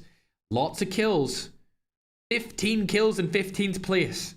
If they had just placed in the top 5 even, they would have got so many more points for that placement. But it is what it is. Team number 16 also doing decently as well. You go down the list. Team number 16 actually placed 16th, funnily enough. That's going to be the cross-regional team. That will be the Africa, the European, and the Middle Eastern all in the same roster. They're getting a good amount of kills. That's King Ali. Those guys might be able to get into the top 5 based off of this next game. Fingers crossed for them. It would be good to see a team combine the best of Africa, the best of the Middle East, and the best of Europe and place in the money. We haven't seen it before, so fingers crossed we see it today. There was a lot of Middle Eastern action inside of that game, but every single team died too early from the Middle East to really make an impact. I mean, literally, there wasn't a single Middle Eastern team in the top 10, it seems like. Let me check team number 13 and where they're based out of. Yep, there wasn't a single team from the Middle East in the top 10 that game, but they did get a lot of kills, which is going to help them go up the leaderboard if they're trying to get into the money. Further down, you can see Panchito and Topo's boys unfortunately played a little bit worse that time around with the amount of kills that they got. And down at the very bottom, M7 have fallen off completely. We're not used to seeing this from a team like M7, King Raf, Claude, Andrea, and Nagdi. We're used to seeing them, you know, play consistent, play good, play great, but play disappointing. It's a first from me. They're going to be going down that leaderboard, and I would opt to say that they're out of the top 10 by this point, especially if GNR passed them up, which they did, because GNR, they may have placed lower, but they got 3 more points. So GNR is going to get ahead of them. M7 are going to get past in the leaderboards, and they're officially out of the top 10. ENL are going to go out of the top 5 as well, and I dare I say it, ENL might go out of the top 6 or 7, because I think King Ali are going to pass them up based off of their amount of kills that they got, but we're yet to see that. They might finish in 6th. We'll have to wait and see as we get these leaderboards tallied up here, ladies and gentlemen. Either way, chat, we're about to get into our last game. 6-7's being spammed in my TikTok chat. Don't know why that is. Make sure to follow and subscribe. Also, it's the double COD Point web store thing. You can check out in my link in the description. Or, you know what? We'll put it in the TikTok bio, Matt, Dan, if you want to do that right now. If you want to get double COD points for the same amount of currency. I think it's done through the web store. I don't know much about it. They didn't really tell me much about it this time around, but you're more than welcome to click the link and do it. I don't get anything for it. Just being open and honest and transparent. If you want to go to the link and you're looking to purchase COD points, you're more than free to do so. A little update for the MVP, not after that game, but the game before. Go was first with 54. MJ was second with 47. Nerosa and Tom Pips, along with Dre, were tied for third at 43. Welcome to Battle And at 6th was Super Jeff and Hasbullah, along with Void, all tied at 42. And just below that, we got Secret and Layla. Either way, chat, make sure to go follow all of the players that were participating inside of this tournament. This is the last game. This is the last game, and I do have the updated scoreboards. 4 Kings have lost their lead significantly. So this definitely is going to come down to the last game. Definitely going to come down to the last game. As the team have been able to update those scoreboards for me right now, and I'm going to put them on your screen. Such a fast team we have. Definitely the fastest scoreboard updating team in all of mobile. I don't think that's really a challenge at this point, because it's really only us. But as you can see, only 18 points in it. 158 here from 4 Kings, 140 from Poison Ivy, Leap Unbound. A little bit further back with 128. Any of those teams could win it. It would take an absolute miracle for Zenith Eternity or Viper Esports to win it. All 3 of the top teams would need to die instantly, and it would need to be a 40-point or a 40-kill win. I don't even think would get it. Yeah, not even a 40-point win would catch them up. So it's definitely between the 3 Filipino teams right now. It has been a battle between these teams. Here we go. Not just the team, but the individual players from these 3 rosters for pretty much the entirety of the last year have been battling each other for the #1 spot in the Philippines, and it looks like they're battling each other for the #1 spot in the entire world at this point. Either way, RTP, thanks very much for the €6. He said, tag camp, not going to stop Zenith Eternity. Love to hear that. Thank you for the €6. Either way, let's put the game volume back on and let's check out the top 3 teams right here. We'll go over to 4 Kings main right now. No team has landed beside them, so they'll be free to go. Let's check out Zenith Eternity as well. No team... Oh, yeah, no team has landed beside them. They're going dormitory. We go further down the list. You can see the Leap team are already in a fight here. Slash, able to take down Wexort. Engaging the This is going to be Middle East versus the Enemy Philippines eliminated. yet again. On the main stage. First kill comes towards the Philippines. Taking him down. Flash, looking for loot. Might go up here and try and get another kill, though. MJ is going for the kills. He spots Medi. Down below him. Is he going to keep that helicopter, or is he just going to discard it? We yet to find out. This is the fan favorite Middle Eastern team they're about to fight right here. Versus, I would say, maybe the 3rd most popular Filipino team. Spots Irfan. RPD in hand. Irfan's been called out now as well. Leap might shoot him from behind. Gets through. Not going to die just yet. There's a shotgun right there for you to pick up. You're going to get shot from the side, though. See ya later, MJ. Omega takes him down. Now it's a 3v3 situation. Things get a little bit more spicy. A team that can take home the win. In a precarious position. Void takes the high ground. Medi's been spotted.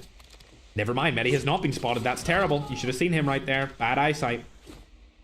Medi Omega's been spotted this time, though. Slash trying to make a play.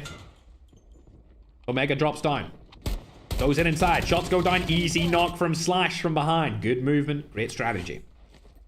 Hasbulla last alive up here on the tippity top. He could nade him. Don't know if it's going to hit, though. We'll have to see. Almost a perfect nade. Perfect smoke, actually. I thought it was a grenade, but it was a smoke. Look at that. Causing a distraction here. Slash, you need to go up with Void.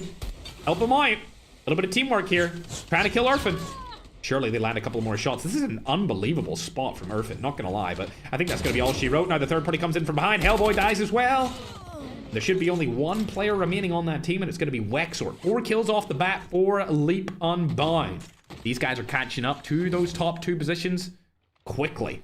If they win this game with this phenomenal amount of kills, they'll take home the lead off of 4 Kings main. Speaking of 4 Kings main, though, let's hop on and see what they're up to. Nobody should have landed near them, so I don't think they'll get an early game fight here. The only early game fight that they look to be getting is on the other Leap team. So there's Leap boys over here, and it seems like Super Jeff is in a fight against Venge.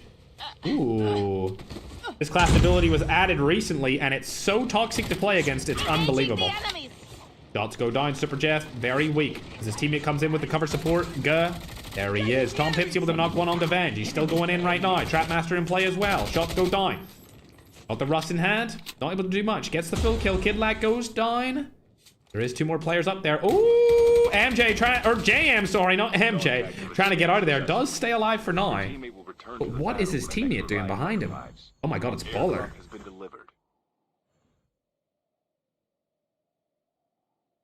I mean, what can we expect from Baller, chat? Come on.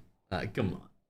This is kind of what we're used to seeing from him. Trapmaster in down, camping in a corner, not worried about too much. Like, I hate to say it, but I'm not surprised from the broski. Either way, given 3 kills to your other teammates, rival team, I don't know. Sounds like you guys are throwing. For now, however, let's check out Slayer's team. I don't think there's anyone around them, so we're going to move on. Everyone knows that they land dormitory, which actually does not work in their favor anymore. Because if everyone knows where you land and they know you're a good fighting team, they're not going to want to land with you. Go down that list and check out Wexort. Oh, he's just trying to stay alive, so I don't want anyone to stream snipe him. M7, on the other hand, have had a very poor mid-game performance, mid-tournament performance, I should say, and now they're in a fight between 2 different teams here. Let's check Andrew's POV. He's not going to be in up to much there, along with Claude going down. Andrew, last alive. Tricks coming through. The 3rd party's going to come in as well from Poison Ivy. We're actually going to go on to their side of things. Let's check out Secret. This 3rd party could be monumental and give Poison Ivy this tournament. Shots through the wall. You need to confirm these kills right now. There we go. Confirmation of the 1st kill. Confirmation of the 2nd kill. Andrew last alive. There we go. M7 goes down. They don't get that kill, unfortunately. They really did want it, but now the 3rd party has came into a team-on-team fight. It's a 4v2 situation. Let's hop on board with Dreas. He's over onto the side. Could get a 3rd party angle, even though he's not the 3rd party. 3rd players came down. Now it's a 3v4 situation. Russ going onto the left-hand side. Doesn't see the player go up on the zip line. Eric falls down. Don't know if that was the play here. Hades on the hands of Rusty. Able to land a couple of shots. Tricks and washed right below them. Secret, closest to them. Bang! Easy one pump. Doesn't see the other player. May die outside the zone. Rewinds back. Can he get the kill? Bang! Layla steals it from him. That would have been an unbelievable 1v2 if he was able to do it. And now Eric, last alive on the team right now. Dre's going up first. Dre doesn't see him. Shooting three everywhere. Rusty's looking for him too. Layla also on the hunt. Up in the tippity top of the mountain. They're still looking for this final guy. Looks like Rusty might be the first person to get him. Doesn't know that he's inside of that house. Brother's living to survive another day. They're trying to get into the zone now, and Eric barely gets out of here. My God. No team tags left alive, and he's rotating outside of the zone for now. Poison Ivy with a good start to this game. They're getting 4 kills off drop, along with Leap Unbound also getting 4 kills off drop. We haven't seen 4K mean in a while, but it looks like they have 4 too. So all of the 3 remaining top teams are all on 4 points for this game. If any team wants to catch up to that of 4 Kings, they're going to need to drop more kills and place way higher than them. I'm sure their fingers crossed that 4 Kings don't follow through and instead fall under the pressure here, but I don't think that's going to happen. Holy Father, Marab and Winter, along with Remy, dead already. That's an unfortunate situation. Only 66 players left alive right now. They are falling off like flies. Not what we're used to seeing here, but this is what happens when you have 3 top teams combining and battling for first instead of 5 to 7 teams battling for that first place finish. Nairobi able to take down one of the players from Leap, and it looks like 4 Kings me and want a bit of this action. Tom Pips has went up first. He's called in that there's a team up on top of this hill, and this should be a free fight for them. Considering they're number 1, this is versus a team that's not even in the top 10 right now. Looks like it might go in the way of Tom Pips as he's traveling up here in his car. Jumps out, insta-kill. Yes, Tom Pips dies. The 4 Kings mean are taking a lot of shots and taking a bunch of damage off that opposing roster. They're able to take down everyone except Nairobi. Nairobi stays alive. It's going to be the Middle East falling again through the Philippines. That's 4 Kings mean up to 8 eliminations. Every other team is fingers crossed that they die instantly here. Some sort of SMRS wombo combo would need to take them down. Looks like they're going a little bit more aggressive. They're up to 166 points. Airdrop incoming. After their current total kills. But don't let that distract you from the fact that the other boys at the tippity top of this leaderboard are also fighting. 7 eliminations. They need to close that gap. They're 19 points behind, which isn't actually that much. It's the difference between placing in the points with 4 kills at first place and not getting any placement points at all. There's not that much difference. It can still go either way. As far as Leap Unbound is concerned, they're going to need to have a better performance here. I don't think they have it in them. Secret looking for the player that's right beside him. It's going to be NSG No. He's been spotted. Jumps out instantly. Gets the kill surely. Lovely jubbly. Secret able to land the shots. Secure the kill. Brings them up to 8. Takes the lead down to 18 again. As 4 Kings main are staying outside of the zone this time around. They just don't want to die early game, which is, you know, respectable, considering they do have a lead on those other teams. There is a player that's coming out of the zone right now. I don't know why Kidlat's doing that. Kidlat giving kills to 4 Kings and purposely hurting his own clan? I don't know. If I was part of Leap, I would be annoyed at the Leap boys for giving 4 Kings main, what was that, like 6 points? That's just me, though. That's just me. Same with Poison Ivy. I'd also be annoyed about that. Go and check them out, however. They need to be aggressive here. They have to play catch-up to 4 Kings main. They do have that lead on them. They've just got another lead on them. Up to 19 points now. Game's been spotted again. Another Leap player gonna get killed here from 4 Kings main. That would be, I mean, close to embarrassing, you could say. Definitely close to embarrassing. Airdrop incoming. JM trying to take a little bit of a retaliation in terms of shooting at Go right now, but Go's not having it. He's rushing straight into him. Going right behind him now. Might get an angle to blow up his car. Yet to be seen. Oh, he actually even hits him as well. No FHJ or SMRS on the board, though, so JM gonna stay alive for a little bit longer, but I really think this is gonna be all she wrote for him. Let's see how he could get out of this situation. Speaking of situations you can't get out of, while he's gonna go down here, let's check out a team that's actually in the running, as they seem to be in a big fight. There's the top 2 teams right beside each other. Number 2 and number 3 outside of 4 Kings main, who are number 1.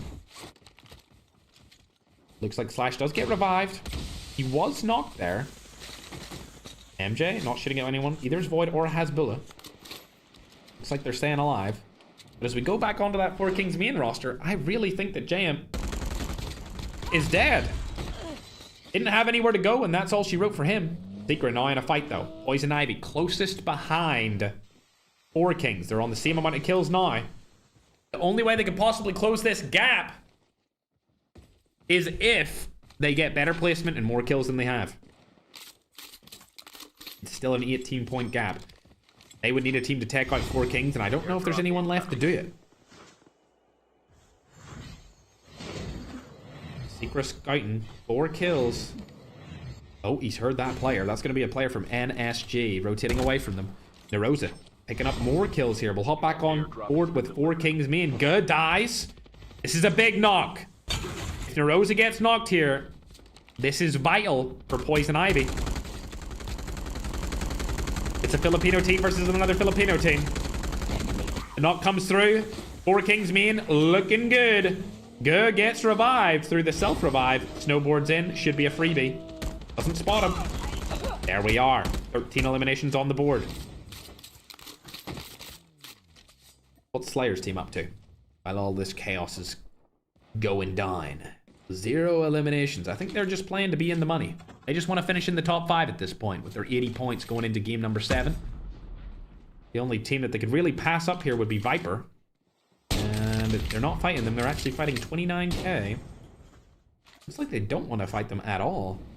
Poison Ivy losing any strength they had. I know they have 11 kills, but it's not going to be enough. They're going to need to win this game with 25, 30, 35 kills if they want to stand a chance of taking down that top spot. Leaper also still alive, but they only have 8 eliminations, so it's even less likely for them to do anything here. They do spot a team right in front of them, though. And the fight could come down as Julio gets killed by Poison Ivy. There we go. Leap have got an entry frag onto Ross Kid. Now's the time to make something happen. There is a Middle Eastern team over on the left-hand side of them as well, so they might get third-partied. If it's not a clean wipe, they'll probably get wiped themselves. But it looks like the clean wipe could come through because that Middle Eastern team is on the other side, not on their side. MJ's first up. Entry fragger going in. Knows that there's players around him, just doesn't know where they are. Spots one. Camo should die here from the Hades. He's very weak, not able to get the knock onto him though. There is 3 players down here. Let's watch Slash's POV. He's far away. Void is on the backhand side along with Hasbulla. Topo's been spotted again, but there is a player to their left. MJ on the left could provide some cover fire, which is much needed in this scenario. Spotted them again. Shots go down with the Hades. Definitely the most used gun in today's tournament. Jack 12 would go down a tree. Oh my god, what a kill there. Supporting his teammates. I think that's going to be all she wrote for this team. There we are. Lovely jubbly from MJ. Able to secure the final couple of kills right there. 13 eliminations from Leap Unbound inside of this game. 12 eliminations from Poison Ivy. And if you go on to 4 Kings main, they're on 14. So all 3 of the top 3 contenders are absolutely popping off in this final game. Showing... God damn, TikTok!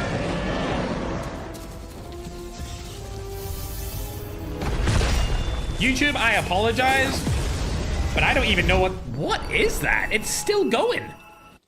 Oh my god. That might be the coolest gift I've ever seen, Mr. Thank You. Thank you, bro. Unfortunately, Mr. Thank You, M7 didn't do that good today. We've seen them fall off towards the end. I mean, they did good at the start, but it is what it is. Thanks very much, Mr. Thank You. 15,000 coins is crazy, brisky. In the final match of this. Oh, Aegon's been spotted here by Guh. W, Mr. Thank You. Thank you very much, brother. They spotted another team. It's going to be a Middle Eastern team over on the other side of that hill. This could be a nice team wipe for them to go for if they feel like this team is weak. That's yet to be seen because there's been no knocks. As for now, let's check Chapo. One of my favorite Africans. He got some incredible movement. The way I see it nowadays, you can only be called the best of a region if you participate in the global tournaments. And Chapo's in every single one of them. And he also performs arguably the best out of any of the African players, so I guess he's the best African player. 2 kills inside of this game. Playing in a mixed region roster, they have 9 total. Look at the rotation that they'll have to do here. Go into Zakora. There is a team already in there, and it looks like it's going to be Slayer and Fund, but they only have 2 of their players left. A terrible display of European skill here today. They haven't done well at all. Definitely been Philippines Day at the office, but hey, what am I to say? There's another one tomorrow, chat. That's another $10,000 up for grabs tomorrow. The safe zone is collapsing. It could possibly come back. Oh! That was an interesting thing. I thought there was a different team in there with him, but I suppose not. Poison Ivy staying alive. Only 12 eliminations, and then Leap Unbound of 13, so it looks like this could be 4 Kings me and the tech. If you ask me, they could tech it here and now. Other teams been spotted here. 4 Kings being in a prime position because there's nobody behind them to spot this map. And you need to rotate a little bit higher as Leap Unbound rotate past them. Third party could come in from the Middle East. I mean the Middle East region, not the Middle East portion of the map, as we see Hellboy, Omega, Urfin, and Wexort right in front of them. Ooh, they're right in the open here too. This is going to be an interesting fight. Spotted out in the open. Tom Pips could dive. Rewind comes in. Nade right beside him though. Staying alive for a little bit longer. 108 HP. Don't know how he stayed alive right there. Let's hop on board with their POV, Wexort. Spawn another team. He dies instantly. That was unbelievable caster timing right there. Poison Ivy do have the zone. 4 Kings gonna die outside of it. Oh, this is exactly what Poison Ivy needed. They needed these kills outside of the zone here.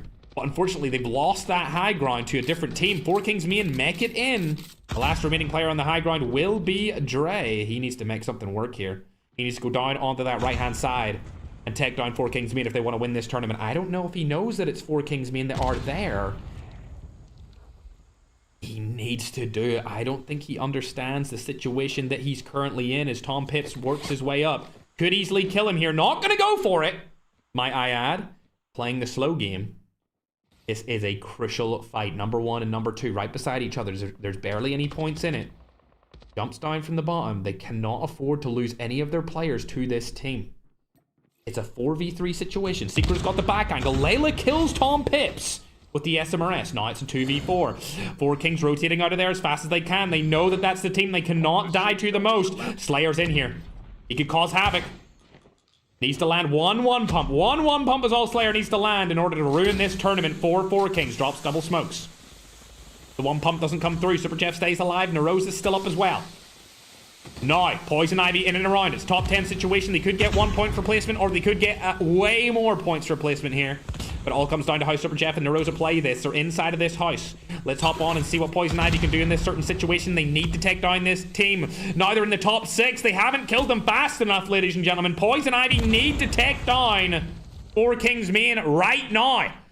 They have 16 eliminations. They have got to push this. I don't think they know that 4 Kings are still alive at this point. They do have all 4 of their players up and at them. They could easily run through there, use an SMRS, use the Jack 12, take them both down. A rewind play would be phenomenal here from Secret, but it's not happened just yet. Leap Unbound still alive as well. Let's check out how many kills they have. 16 apiece for both of the 2 and 3 teams on our leaderboard. Smoke still being used. I mean, if Slayer wanted to, he could really grief either of these teams right now. He is the man to do it. The man above all men inside of the region of Europe. As we see African's favorite player, Chapo, die outside of the zone on the med strat. Super Jeff and Neroza staying alive. 4 Kings. It's them that could lose it here. MJ falls. Slayer's also getting knocked by Poison Ivy. 5 teams left remaining. They need to kill 4 Kings if they want to stand a chance. I'm not sure where this is going to go now. They do have 17 kills. Both teams, I think 4 Kings have got this in the bag. Unless they really choke here towards the end. By dying, but I don't think it's going to happen. This top 3 finish right here. 4 Kings standing outside of the zone. Poison Ivy remove in late. So do 4 Kings. Poison Ivy's going to take the game, but I'm not sure who's going to take the entire championship. As we look in, they are able to win. But with only 19 kills? I'm not sure if they're able to take that victory. 19 kills compared to the 17 from 4 Kings main that we seen last time, with only 5-point differential on the placement.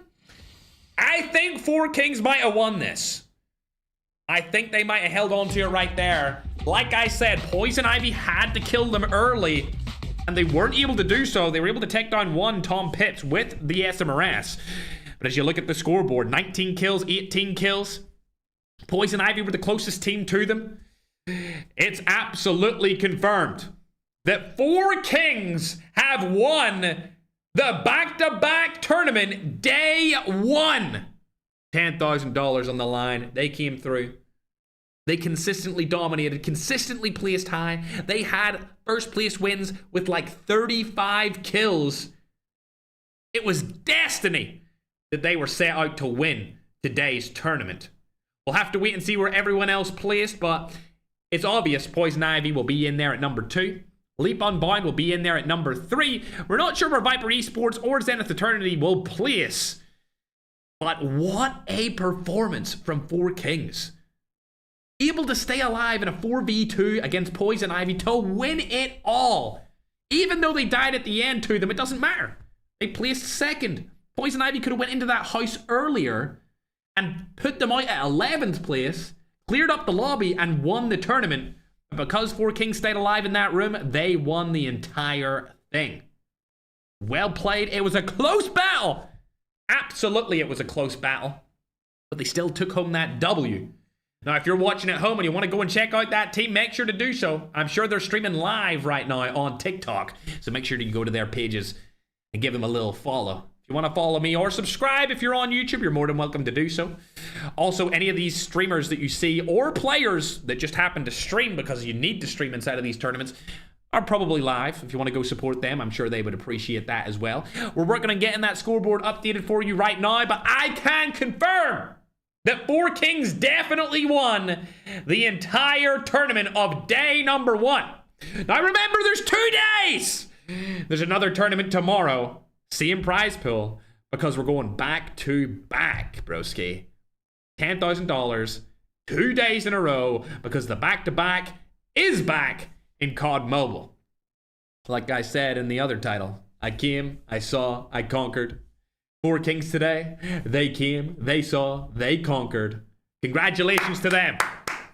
They absolutely won. We'll have to wait and see where the MVP rankings are. Of course, I'll place them on my TikTok story as soon as we are done with today's stream. Like I said before, if you're new, check out all of those streamers. You can see all of their names right here. Just look them up on TikTok. Majority of people stream on TikTok. If you're from the Middle East, check them out on YouTube. The Middle East is pretty much exclusively a YouTube culture or a YouTube region. So if you want to check out that Middle Eastern region, make sure to use and click their names on YouTube instead of trying to look them up on TikTok, because not very many of them stream over on there. Either way, chat, what a phenomenal day of games. It's been a while since we hosted a tournament. It's been almost 2 months since we hosted our last tournament. It was May 15th, and we're in July 4th. So, of course, we had to come in with the back-to-back. But congratulations to 4K. Unbelievable performance from them. Before going into that final game, 4K Go was the current MVP leader. And before going into today's tournament, Slayer was the current overall MVP. But I feel like after today's performance, he will probably have lost that MVP title to a player like Layla, Secret, MJ, Go, Super Jeff, Stiller. One of those will have taken it off of him. If I had to guess, I would say it was probably Layla. Or, yeah, probably Layla, if I had to guess, for somebody to take him off his MVP crown performance. Going down, you can see where everyone else placed. Viper placed Pearly that game as well. They might get placed up by the Europeans here, which would be Slayer's team, Zenith Eternity. It's going to be quite close, but we're not too sure either way. We do have the scores here for you guys in just a moment. Obviously, 4 Kings took home the victory. It was close. It was close. YouTube, you can see what the rules were for today, but right now I'm going to put it on your screen with the updated back-to-back bracket graphic. And if you're watching on the YouTube short form stream, you'll be able to see it as well. TikTok, don't you worry. I'm putting it right there front and center for you guys too. Clearly, the best team of today in day number 1 of the $10,000 back-to-back tournaments in back-to-back days with back-to-back $10,000 prize pools is 4Kings Main. I mean, I hate to say it. But I'm not surprised. I'm really not. I'm just not surprised whatsoever, am I, chat? Are you surprised? I don't think so. They were playing well throughout the entirety of the day. 186 points. Poison Ivy just below them with 174. And Leap Unbound with 151. After that, after the Philippines trio, after the 3 Musketeers of teams, it was 89 points. So, Philippines coming back after a long break of Ferg tournaments and dominating. Of course, with 4Kings being on top. You can see Zenith and Eternity, they had a terrible day, okay? Let's not negate the fact that they had a terrible day. But they did pull it back. They did pull it back towards the end. 86 points, top 5. Terrible start, interesting mid. Great game 6, good game 5, disappointing game 7. Felt like they were all over the place today. So our best European team still finishing in 5th, but we expect more from them going forward. Enigma, a new team. They performed well at the start, 33 points in the first game. After that, they fell off a cliff. The pressure got to them. It's the usual from qualification teams. They might have one good game here and there, but it's really hard to stay composed throughout the entire thing. King Ali, that's Matador, Father Ali. We got Chapo in on that team. Those guys did well. With Rezox as well as the European player. They did well today. I'm really impressed with those guys being a multi-regional team, a multi-continent team. You've got players from 3 different continents over there. GNR as well, finishing in 10th. Francisco Javier. We got Manitos, Macacos. I believe that's Magic's team. So a lot of teams finishing where I would about expect. But between me and you guys, I mean, 4Kings. What are we doing here? Are we just that good at this point? Are we really just that good at this point, chat? I'm looking through the MVP scores after game 6. Now, I will of course put this in my story after I end the stream. But I'm looking at it. Going into game 6, Go was number 1. Okay? And after that game, he only had 2 less kills than the other remaining number 1 player on his team. So I've just been sent the scoring. We'll of course put it on my story after, so you have the graphic. But for day 1 of the $10,000 back-to-back tournament, the MVP was unquestionably, based off statistics and analytics, Gaming, with a magical 71 total MVP points added to his tally. Second place was Dre. Third place was Tom Pips. Fourth was Nerosa. Fifth was Layla. 6th was V-Russ. 7th was Super Jeff. 8th, Secret, MJ, Hasbullah. Rounding it out. But your MVP for the first $10,000 tournament today was Gaming. So congratulations to him. I think that may push him in to the number 1 spot overall. But we're yet to see. It will be a close race between him, Layla, Secret, MJ. Super Jeff won't be number 1 because he finished below it. But congratulations to Go, man. He came into the scene as soon as he turned 18, and he's dominated ever since.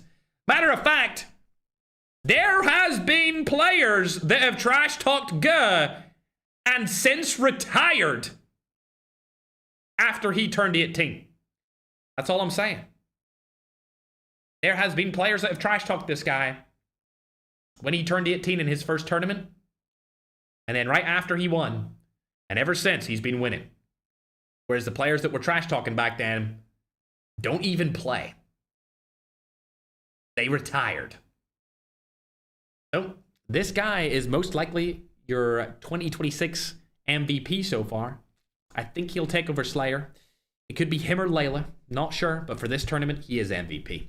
Either way, chat, I hope you guys have a great rest of your day. Make sure to live your life with purpose. Do something that will help you mentally, physically, financially with the rest of your day. And I'll see you back here again tomorrow because we're running it back. We're doing it again. $10,000 on the line. Same time. All right, chat, it's been a pleasure. I'm glad to be back. The BACK2BACK is back on COD Mobile. And I'll see you guys, I guess, in about 20 hours, 21 hours from now for another $10,000 tournament. Another one. Unbelievable, chat. I can't believe that we have been blessed.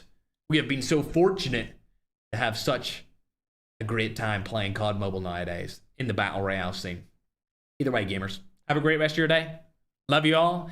Bye, my little scrumdiddlyumptious piggy bear.